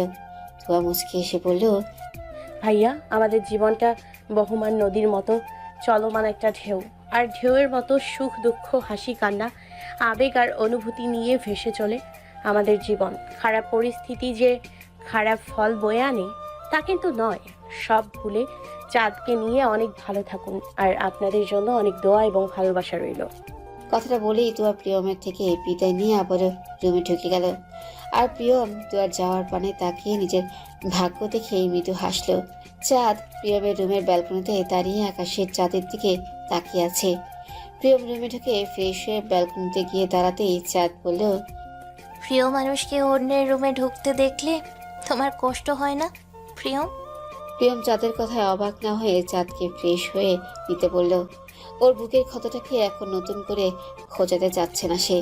এমনিতেই বিনা অনলে যথেষ্ট জ্বলে যাচ্ছে প্রিয়মের বুকের বাপাসটা। প্রিয়মের উত্তর না পেয়ে চাঁদ আকাশের চাঁদটার দিকে তাকিয়ে শান্ত কণ্ঠে বলল, জানো প্রিয়ম, আমিও ওই চাঁদটার মধ্যে বড্ড একা। মেয়ে হয়ে জন্মানোর অপরাধে কখনো বাবা ছিটে ফোটা আদরও কপালে জোটেনি। ছোট খালার কাছে লাথি ঝাড়া খেয়ে মানুষ হয়েছি। আমার পরে আমার বোন হওয়াতে মায়ের উপরে বাবার অত্যাচার দ্বিগুণ বেড়ে গেল। এক পর্যায়ে মা বাবার অত্যাচার সহ্য করতে না পেরে আত্মহত্যা করলো। বাবা আবার বিয়ে করে নতুন সংসার শুরু করলো। আর আমি ছিলাম খালার কাছে উটকো ঝামেলা। তাই তারা সুযোগ বুঝে তোমার গলায় আমাকে ঝুলিয়ে দিল। এখন তোমার জীবনে এসে তোমার জীবনটাও নষ্ট করে দিয়েছি, তাই না? আচ্ছা, আমাকে কি একটু ভালোবাসা যায় না প্রিয়ম? প্রিয়ম চাঁদের কথা শুনে বলল, চেষ্টা করছি বলে পুনরায় তোমাকে বিয়ে করে নতুনভাবে পথ চলা শুরু করলাম। আমাদের সম্পর্কটাকে আর একটু সময় দাও। আর টুয়া সম্পর্কে কি জেনেছো বা জানতে চাচ্ছি না, তবে একটা কথা সরাসরি জানিয়ে দিচ্ছি, এসব কথা আমার সামনে কেন কারো সামনেই ভুলেও আর কখনো তুলবে না। এখন যাও, ফ্রেশ হয়ে ঘুমিয়ে পড়ো, অনেক রাত হয়েছে। প্রিয়মের কথা শুনে চাঁদ আর কথা না বাড়িয়ে ফ্রেশ হয়ে পড়ল। প্রিয়মও চাঁদের পাশে গিয়ে শুয়ে চোখ বন্ধ করার সঙ্গে সঙ্গে ওর চোখ থেকে অশ্রু গড়িয়ে পড়ল। কিছু কিছু কষ্ট এতটা তীব্র হয় যে কাউকে না বোঝানো যায় আর না দেখানো যায়। শুধু নিজে দীর্ঘশ্বাসের ভিড়ে বুকের গভীরে থাকা কষ্টটাকে আড়ালে রাখতে হয়। চাঁদ আরেকটা সাহস জুকিয়ে প্রিয়মের বুকে ওর মাথাটা রাখলো। প্রিয়ম চমকে উঠে চাঁদকে সরাতে গিয়েও সরালো না। চাঁদের তখন ওর ঠোঁটের কোণে হাসি ফুটিয়ে আবেশের চোখ দুটো বন্ধ করে বিড়বিড় করে বলল, শুধু তোমাকে ভালোবাসার সুযোগটুকু দাও। তুয়া রুমে ঢুকতেই অতি যত্নে কারো বাহুডোরে আবদ্ধ হয়ে গেল। আচানক এমন হওয়াতেই তুয়া চমকে উঠলেও তাৎক্ষণিক বুঝলো এটা তারই প্রিয় মানুষটা। তাই মুচকে এসে দুই হাত দিয়ে প্রত্যয়ের গলা জড়িয়ে ধরে বলল, জি জনাব, এখনো ঘুমাননি কেন? প্রত্যয় প্রত্যুত্তরে মুচকে এসে বলল, বউ ছাড়া ঘুমালে বড় বড় পাপ হবে এজন্য। প্রত্যয়ের কথা শুনে তুয়া শব্দ করে হেসে প্রত্যয়ের পায়ের পাতার উপর উঠে দাঁড়ালো। প্রত্যয় তুয়াকে নিয়ে ধীর পায়ে পুরো রুম জুড়ে হাঁটতে লাগলো। তুয়া ভয় পেয়ে প্রত্যয় টি শার্ট ধরে ভীত কণ্ঠে বলল, এই পড়ে যাবো তো। প্রত্যয় তুয়ার কোমর জড়িয়ে ধরে হাঁটতে হাঁটতে বলল, পড়তে দিলে তো? তুয়া প্রত্যয়ের গলা জড়িয়ে ধরে ভ্রু নাচিয়ে বলল, কি ব্যাপার, আসল কাহিনী কি? হুম। প্রত্যয় ফিচলে হেসে বলল, কাহিনী ছাড়া বউয়ের কাছে আসা নিষেধ নাকি? তুয়া প্রত্যুত্তরে কিচ্ছু বলো না, শুধু হাসলো। দুজনে ব্যালকনিতে দাঁড়িয়ে অনেকটা সময় চন্দ্রবিলাস করে ঘুমাতে গেল। পরের দিন ওরা সবাই মিলে রাজশাহীর অনেক জায়গায় ঘুরে ফিরে দেখলো। হসপিটাল থেকে প্রত্যেক জরুরি কল আসায় ওরা ঢাকাতে ফিরে রোজকার মতো আবারও ব্যস্ত জীবনে ব্যস্ত হয়ে গেল। প্রিয়ম চাঁদকে একটা স্কুলে ভর্তি করে দিল। আর প্রত্যেক যুক্তির কাছে হার মেনে তুয়া কলেজে যেতে রাজি হলো। তুরাগের এঙ্গেজমেন্টের ডেট ক্যান্সেল করা হয়েছে, কারণ ইরার বাবা হঠাৎ সাইলেন্ট হার্ট অ্যাটাক করেছেন। ইচ্ছে প্রত্যয়কে দেখে বেশ কয়েকবার উপরে এসেছে, কিন্তু সঙ্গে কথা বলেনি। কেউ ডাকলেও কারো কাছে যায়নি, কিছু জিজ্ঞাসা করলে কোনো উত্তর দেয়নি। একটা পুতুল হাতে নিয়ে একা একা ঘুরে আবারও চলে গেছে। ওর ছোট্ট মনে ওদের প্রতি বেশ অভিমান জমেছে। তুই আজকে ওর কলেজে এসেছে, কিন্তু মৃত্যুকে ছাড়া ওর খুব একা একা লাগছে। স্কুল বা কলেজে বেশি অনুপস্থিতিতে নিজেকে কেমন ইতিবাতিক লাগে, কোনো কিছুতেই যেন মন বসে না। তুয়া মৃত্যুর সঙ্গে যোগাযোগ করার অনেক চেষ্টা করে ব্যর্থ হয়েছে। আজকে কলেজে এসে শুনলো মৃত্যু নাকি টিসি নিয়ে অন্য কলেজে চলে গেছে। কথাটা শুনে তুয়ার চোখ দিয়ে ঝরঝর করে অশ্রু ঝরে পড়ল। কোন অপরাধে মৃত্যু এমন করলো তুয়াও জানে না, নাকি তুয়া ধর্ষিতা বলে মৃত্যু ঘৃণা করে ওর সঙ্গে যোগাযোগ করে না। বেস্ট ফ্রেন্ড তো বোনের আরেকটা রূপ হয়, তাহলে মৃত্যু কিভাবে পারলো এমনটা করতে? এসব প্রশ্ন তুয়ার মাথাতে এখন ঘুরপাক খাচ্ছে। ও ক্লাস শুরু হতে এখনো 20 মিনিট দেরি আছে, তাই সে ঘাসের উপরে বসে মন খারাপ করে এসবই ভাবছে। কয়েকটা মেয়ে এসে তুয়ার থেকে একটু দূরে বসে নিজেরা গল্প করতে লাগলো। তাদের মধ্যে একজন হঠাৎ বলে উঠল, ধর্ষণ আর সঙ্গমের তফাৎ কি তোরা বলতে পারবি? ওদের মধ্যে একজন খিলখিল করে হেসে বলল, যারা করেছে তাদের জিজ্ঞেস করো। প্রথমজন আশেপাশে কিছু খোঁজার মতো করেই তুয়ার দিকে তাকিয়ে বলল, হেই তোয়া, তুমি তো ধর্ষিতা তাই না? বলো বলো, প্লিজ বলো না, ধর্ষণ আর সঙ্গমের মধ্যে তফাৎ কি? তোমার তো এসবে দারুণ একটা অভিজ্ঞতা হয়েছে। মেয়েগুলোর কথা শুনে কয়েকজন তুয়ার দিকে তাকিয়ে তার ছেলে হাসি হাসলো। দুইটা ছেলে খোঁচা মেরে কিছু বলে হাসতে হাসতে স্থান ত্যাগ করলো। তুয়া লজ্জা আর অপমান দুই হাতে মুখ ঢেকে শব্দ করে কেঁদে দিল। এতদিন প্রত্যয়ের সংস্পর্শে থেকে ভুলে গিয়েছিল সে ধর্ষিতা নামক জঘন্য কালিমায় লিপ্ত মানবী। আজকে আবারও ওর মনে পড়ে গেল সেই কুৎসিত সময়টার কথা। সে ভুলেও গেলেও ওর আশেপাশের মানুষ যত্ন করে মনে করিয়ে দিল সে ধর্ষিতা। মেয়েগুলো তোয়াকে কাঁদতে দেখে আবারও বলল, এই তোয়া, তোমার ফিলিংসটা আমাদের সঙ্গে শেয়ার করো। তখন মজা তো পেয়েই গেছো, এখন আবার ঢং করে কাঁদছো কেন? আমাদেরকে সবটা খুলে বলো না ইয়ার। একটু পরে পিয়ন এসে ওই মেয়েগুলোকে প্রফেসরের রুমে ডেকে নিয়ে গেল। ওরা তুয়ার দিকে তাকিয়ে তার ছেলে হাসি এসে প্রফেসরের রুমে ঢুকে তপ দেখে দাঁড়িয়ে গেল। প্রফেসর ওদের দিকে তাকিয়ে রাগী কণ্ঠে বলল, ধর্ষণ আর সঙ্গমের তফাৎ টিসি নিয়ে কলেজের বাইরে গিয়ে জেনে এসো। বেয়াদব মেয়ে, এসব করতেই তোমরা কলেজে আসো? তোমাদের শিক্ষা দীক্ষা বলে আদৌ কি কিছু আছে? টিসির কথা শুনে মেয়েগুলো কাঁদো কাঁদো হয়ে মাপ চাইল, কিন্তু প্রফেসর মানতে চাচ্ছিল না। উনি এসব নোংরা কথাবার্তা মোটেও পছন্দ করেন না। মেয়েগুলো কেঁদে বারবার নিজেদের ভুল স্বীকার করে মাপ চাইল। চাঁদের অনুরোধে প্রফেসর রাজি হয়ে ওদের ওয়ার্নিং দিয়ে চলে যেতে বলল। চাঁদ আর তুয়ার স্কুল কলেজ পাশাপাশি হওয়াতে ওদের দুজনের যাতায়াতের সুবিধা হয়েছে।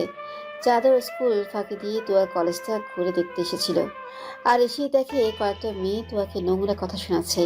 তখন সে ঝটপট ফোনে ভিডিও করে সরাসরি প্রফেসরকে নিয়ে প্রমাণসহ দেখায়, আর এতেই কাজ হয়ে যায়। চাঁদ প্রফেসরের রুম থেকে বের হয়ে তুয়াকে আর কোথাও খুঁজে পেল না, তাই তাকে একাই বাসায় ফিরতে হলো।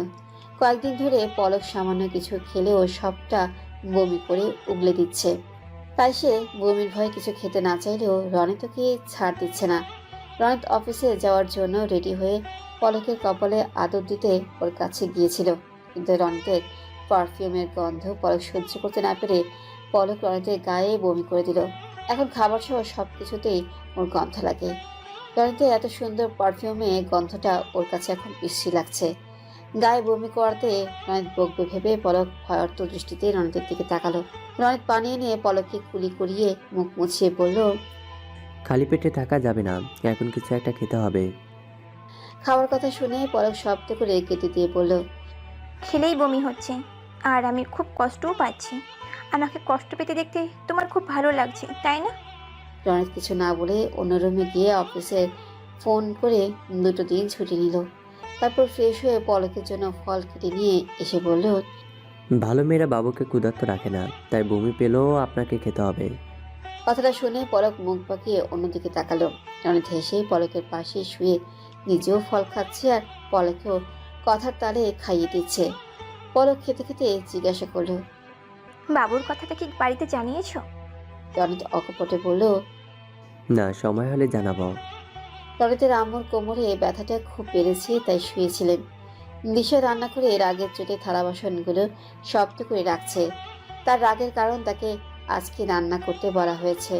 কালকে সে ফুড ফেসিয়াল, পেডিকিউর, ম্যানিকিউর করে এসেছে, আর আজকে রান্না করলে সব টাকা জলে যাবে। দিশা রাগের চোটে বলেই ফেলল, আমি পারবো না রান্না করতে, আমার এত ঠেকা পড়েনি। একজন তো চলে গিয়ে বেঁচে গিয়েছে, আর আপদগুলো আমার ঘাড়ে এসে জুটেছে। যার গেলার প্রয়োজন হবে সে রান্না করে গেলুক, আমি দাসীবাদীর মতো আর খাটতে পারবো না। কথাটা বলেই দিশা ওর রুমে গিয়ে শব্দ করে দরজা আটকে দিল। রনিতের আম্মু এসব শুনে নিজেই রান্না করতে আসলেন। চোখের পানি ফেলে চুলার উপরে ভাত বসিয়ে আলুর খোসা ছাড়াতে ছাড়াতে বললেন, এখন শাশুড়ি হয়েছি, ছেলের বউ তো লাঠি জাটা সহ্য করতেই হবে, কি আর করা। তুয়া কলেজ থেকে ফিরে প্রত্যয়ের ফ্ল্যাটে আর যায়নি। ওর রুমে গিয়ে বালিশে মুখ গুজে ইচ্ছে মতো কেঁদেছে। তোর আম্মু আপু এত ডেকেও দরজা খোলাতে পারেনি। তুই এক বোনকে আদুরে আদুরে কথা বলেও দরজা খোলাতে ব্যর্থ হয়েছে। প্রত্যয়ের সঙ্গে মনোমালিন্য হয়েছে ভেবে তুয়ার আব্বু আম্মু প্রত্যয়কে ফোন করে জানানোর সাহস করলেন না। প্রতিটা সংসারে স্বামী স্ত্রী মনোমালিন্য হয়েই থাকে, কিছুক্ষণ পর ওরাই এক হয়ে যাবে। প্রত্যয়ের আম্মু তুয়াকে ডাকতে এসেছিলেন। তুয়া ঘুমাচ্ছে বলে তুরাগ ব্যাপারটা কোনো মতে সামলে নিয়েছে। তুয়া সারাদিন না খেয়ে শুয়ে শুয়ে শুধু কেঁদেছে। এমনকি প্রত্যয়ের কলটা অবধি রিসিভ করেনি। প্রত্যয়ের পেশেন্টের সংখ্যা আজকে অনেক বেশি ছিল। তারপর একটা অপারেশনও করেছে। জরুরি বিভাগের হার্টের পেশেন্ট দেখে আসতে না আসতেই নতুন হার্টের পেশেন্ট এসে ভর্তি হয়েছে। ওনার অবস্থা এতটাই খারাপ ছিল যে চিকিৎসা শুরুর আগেই উনি মৃত্যুবরণ করেছেন। এসব নিয়ে সারাটা দিন প্রত্যেকের খুব ব্যস্ত সময় কেটেছে। তুয়া কল না ধরায় দুপুরে সে ঠিকমতো খেতেও পারেনি। এই কয়েকদিনে তার অনুপস্থিতিতে হসপিটালের প্রয়োজনীয় অপ্রয়োজনীয় সব তথ্য জেনে রাত 12:30টায় প্রত্যয়ের বাসায় ফিরল। সারাদিনের ছোটাছুটিতে ক্লান্ত শরীর নিয়ে রুমে ঢুকি তুয়াকে কোথাও খুঁজে পেল না। বেশ কয়েকবার কল দিলেও কিন্তু রিসিভ হলো না। এত রাতে তুয়াদের ফ্ল্যাটে কলিং বেল বাজানোটা ওর কাছে দৃষ্টিকটু লাগছে। হঠাৎ তুয়ার এমন ব্যবহারে প্রত্যয়ের মনটায় বিষাদে ছুঁয়ে গেল। ওর কোনো ভুলেই তুয়া অভিমান করেছে প্রত্যয় বুঝতে পারছে না। প্রত্যয় ফ্রেশ হতে ওয়াশরুমে ঢুকে শাওয়ারের নিচে দাঁড়িয়ে মনে মনে বলল, এটা আমার কোন অপরাধে শাস্তি দিচ্ছ? দোষটা দেখালে মনটাকে তো অন্তত বুঝ দিতে পারতাম। দুল দুল তুলুনি, লাঙ্গা মাথায় তিলুনি। ইচ্ছে এই একটা লাইন বারবার বলছে আর ওর পুতুলের চুল আশ্রে দিচ্ছে। ফজরের আজানের সময় উঠে সে পুতুল নিয়ে খেলতে বসেছে। ইচ্ছের আম্মু জোর করে ইচ্ছেকে আর ঘুম পাড়াতে পারেনি। ইচ্ছে ওর পুতুলকে সুন্দর করে সাজাচ্ছে। সে তুয়ার টেডির সঙ্গে ওর পুতুলের খুব তাড়াতাড়ি বিয়ে দিবে। পুতুলের বিয়েতে ইচ্ছে সবাইকে দাওয়াত দিবে, শুধু প্রত্যয় আর প্রিয়মকে ছাড়া। ওরা ইচ্ছের মনে মেলা দুঃখ দিয়েছে, তাই ইচ্ছে ওদের সঙ্গে আড়ি করেছে। ইচ্ছের আম্মু ইচ্ছেকে আবার ডেকে বলল। ইচ্ছে ওর আম্মু থেকে না তাকিয়ে ইচ্ছের কাছে মন দিয়ে বলল, তুমি ঘুমাও, আমি কাজ করছি। কালকে সারা রাত পলক ঘুমিয়েছে আর না রনের দু চোখের পাতা এক করেছে। বমি, অস্বস্তি, মাথা ঘোরা নিয়ে পলক কিছুতেই শান্তি পাচ্ছিল না। মা হওয়া চারটেখানি কথা না, পলক এই 2 মাসে যেন হাড়ে হাড়ে টের পাচ্ছে। বমি করে ক্লান্ত হয়ে এসে চোখ বন্ধ করে শুয়েছিল। বেশ কয়েক মিনিট পর পলক রনিতের গাল ছুঁয়ে কান্নারত কণ্ঠে বলল, আমি মারা গেলে তুমি আবার বিয়ে করবা, তাই না? এই অবস্থায় পলকের মুখে কথা শুনে রনিতের রাগ লাগলেও সেটা চেপে রেখে বলল, মরবে কেন? আমি কি তোমার যত্ন আর ভালোবাসা কোনো ঘাটতি রেখেছি? পলক রনিতকে জড়িয়ে ধরে আবারও কিছুক্ষণ পর বলল, আমাদের মেয়ে হলে কি তুমি রাগ করবা? রনিত ভ্রুকুচকে পলককে বলল, বেহুদা কথাবার্তা বলা বন্ধ করবা, নাকি আমি উঠে চলে যাব? নিশ্চিন্তে একটু ঘুমাতেও দিবা না? বক বক করেই যাচ্ছ। এই সময় গর্ভবতী মায়েদের মুড সুইং একটু বেশি হয়। মেজাজ এই ভালো তো এই খারাপ। রনিতের কথা শুনে পলকের মুহূর্তে মেজাজ বিগড়ে গেল। তখন রেগে বলল, এই সময় স্বামীরা নাকি পরকিয়া করে, ঘরে পাই না তাই বাইরে যাই। তুই যদি এমন করিস তাহলে তোকে আমি কিমা বানাবো। রনিত হতভম্ব হয়ে পলকের দিকে তাকিয়ে বলল, পরকিয়া করব কোন দুঃখে? কি পাগলের মতো যাতা বকছ? এরকম ভাবে পলক রনিতকে খুঁজিয়ে খুঁজিয়ে প্রায় সারা রাতই ঝগড়া করেছে। রনিত অতি কষ্টে মুখ বুজে সহ্য করে নিল। পলক ঝগড়া করে ক্লান্ত হয়ে ভোরের দিকে ঘুমিয়েছে। রনিত পলকে আলতোভাবে জড়িয়ে ধরে ঘুমিয়ে সে পাড়িয়ে জমিয়েছে। কালকে পলকদের ফ্ল্যাটে এক প্রতিবেশী এসে এসব উপদেশই দিয়ে গিয়েছেন। উদাহরণস্বরূপ ওনার ফুফাতো ভাইয়ের পরকীয়ার গল্প তুলে ধরেছিলেন। এমন উপকারী ভাবের কথা শুনলে সংসার বিনা অনলে দাও দাও করে চলতে থাকবে। এই ব্যাপারটা রনিত বুঝতে পেরেছে এবং বুদ্ধি খাটে পলকে ওদের এড়িয়ে চলতে বলেছে। দীপা ওর বরের সঙ্গে তুমুল ঝগড়া করে রেগে বাবার বাসায় চলে গেছে। স্বর্ণের দাম এখন একটু কমেছে, এখনই কিছু গয়না বানিয়ে রাখা উচিত, পরে দাম চড়া হতে পারে। দিশা ওর বরের কাছে এই প্রস্তাব রাখলে ওর বর দ্বিমত করেছে, আর এতে দিশা রেগে গেছে। রনিতের আব্বু আম্মু এই রুম থেকে ওদের সব কথা শুনেছে, কিন্তু বলার মতো কিচ্ছু খুঁজে পায়নি। রনিতের আম্মু কেঁদে কেঁদে আজকে রান্নার কথাটা ওনার স্বামীকে জানালেন। বুড়ো হলেও এই হয় সেই হয় এমন নানান অভিযোগ তুলে ধরলেন। আজকাল দিশা নাকি ওনাদের কোর্টে কথা বলে গালমন্দ করে, খাবারের খোঁটা দেয়। এসব কথা শুনে রনিতের আব্বু কিছুক্ষণ চুপ থেকে বললেন, তুমি আমার বৃদ্ধা মাকে অত্যাচার করতে তো কম করনি, ওনাকে খাওয়া পড়ার কষ্ট দিতেও তোমার বুক কাঁপেনি, তাহলে তুমি তোমার পুত্রবধূদের কাছে ভালো ব্যবহার আশা করো কিভাবে? তোমার বিবেকে বাঁধে না? রনিতের আম্মু কথাটা শুনে তেলে বেগুনে জ্বলে কান্না জুড়ে দিলেন। ওনার কান্না দেখে রনিতের আব্বু উঠে বাইরে চলে গেলেন। ওনার কাছে সংসার জীবনটা বিশ্রী একটা রঙ্গশালা বলে মনে হয়, যেখানে কাহিনীর কোনো শেষ নেই। উনি পুলিশের চাকরি করতেন বিধায় ওনার বিধবা মাকে খুব একটা সময় দিতে পারেননি, আর এই সুযোগে রনিতের আম্মু ওনার শাশুড়িকে খুব অত্যাচার করতেন। ওনাকে খাবার কাপড় বা ওষুধ কোনোটাই ঠিক মতো দিতেন না। বৃদ্ধার চশমা ভেঙে যাওয়াতে উনি খালি চোখে কিছু দেখতে পেতেন না, তাই দেওয়াল ধরে হাতড়ে হাতড়ে চলতেন। তবু ওনাকে চশমা কিনে দেওয়া হয়নি। জ্বরে একা ঘরে শুয়ে একটু পানির জন্য ও বউ রে, একটু পানি দিয়া যা মা, আমার গলা শুকিয়ে গেছে রে মা, একটু দয়া কর মা বলে করুণভাবে ডেকে কেঁদেছেন। তবুও ওনার পাষাণ মন গলেনি। একদিন রাতে বৃদ্ধা পাকা উঠানে পিছলে পড়ে মুখে প্রচণ্ড আঘাত পেয়ে বিছানাগত হয়ে পড়েছিলেন। তার 2 সপ্তাহ পরে অনাদরে উনি নিষ্ঠুর পৃথিবীর মায়া ত্যাগ করেন। প্রকৃতি তার নিজ নিয়মে চলতে পছন্দ করে। মানুষকে ছাড় দিলেও প্রকৃতি সঠিক সময়ে তার সঠিক বিচার ঠিকই করে। ওই বৃদ্ধার চোখের পানি দাম আল্লাহ অবশ্যই দিবেন, শুধু সময়ের অপেক্ষা। পরদিন সকাল 10টার দিকে পিয়মের গানের প্রোগ্রাম থাকায় সে দ্রুত বেরিয়ে গেল। প্রত্যয় না খেয়ে খুব সকালে হসপিটালে চলে গেছে। চাঁদ তুয়ার সঙ্গ না পেয়ে সে একা স্কুলের পথে হাঁটা ধরেছে। তুয়া সকালে উঠে তুরাকে জোরাজুরিতে হালকা কিছু খেয়েছে। ওর ফোনটা বন্ধ হয়ে অনাদরে বালিশের নিচে পড়ে আছে। তুয়া দূরে দৃষ্টি মিলে গভীর চিন্তায় এতটাই মগ্ন যে প্রত্যয়ের আম্মুর উপস্থিতি সে বুঝতেই পারেনি।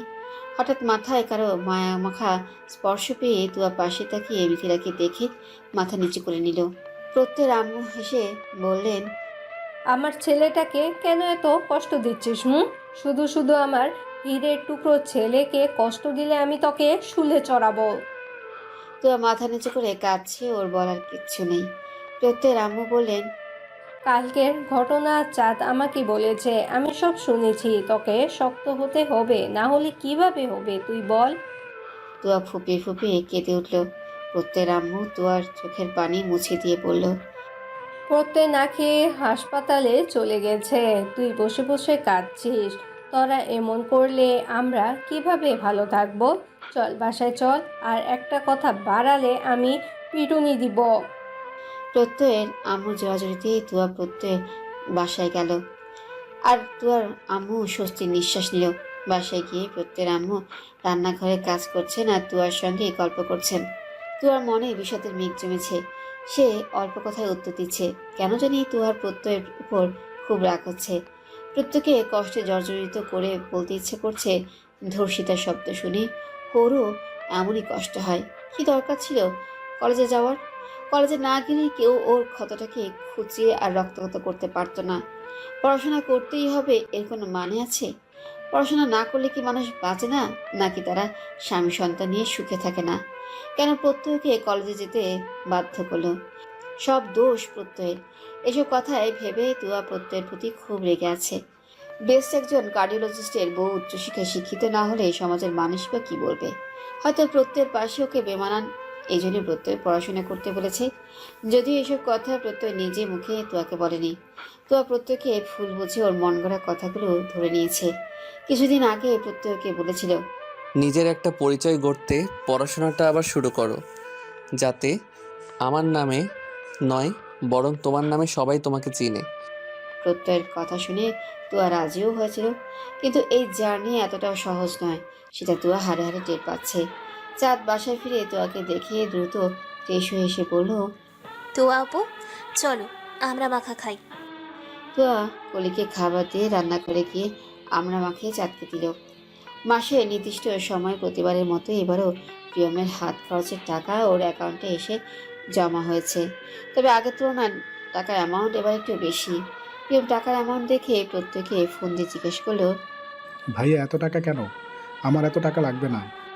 প্রত্যেক সিঁড়ি বেয়ে নামতে নামতে বলল, তুমি তো আর একা নও প্রিয়ম, চাঁদের আবদারগুলো তো পূর্ণ করতে হবে। ভাইয়ের হাত খরচের টাকা দেওয়ার সামর্থ্যটুকু আমার আছে, আর সঠিকভাবে নিজের পায়ে না দাঁড়ানো অবধি আমি দিব। এই বিষয়ে আমি আর একটা কথাও শুনবো না। কথাটা শুনে প্রিয়ম সাহস করে বলল, আমি প্রোগ্রাম করে বেশ কিছু টাকা পাই, তাতেই আমাদের হয়ে যায়। তাই বলছি আগে যেটা দিতে ওটাই ঠিক ছিল, আর আমার লাগলে আমি পরে চেয়ে নিব।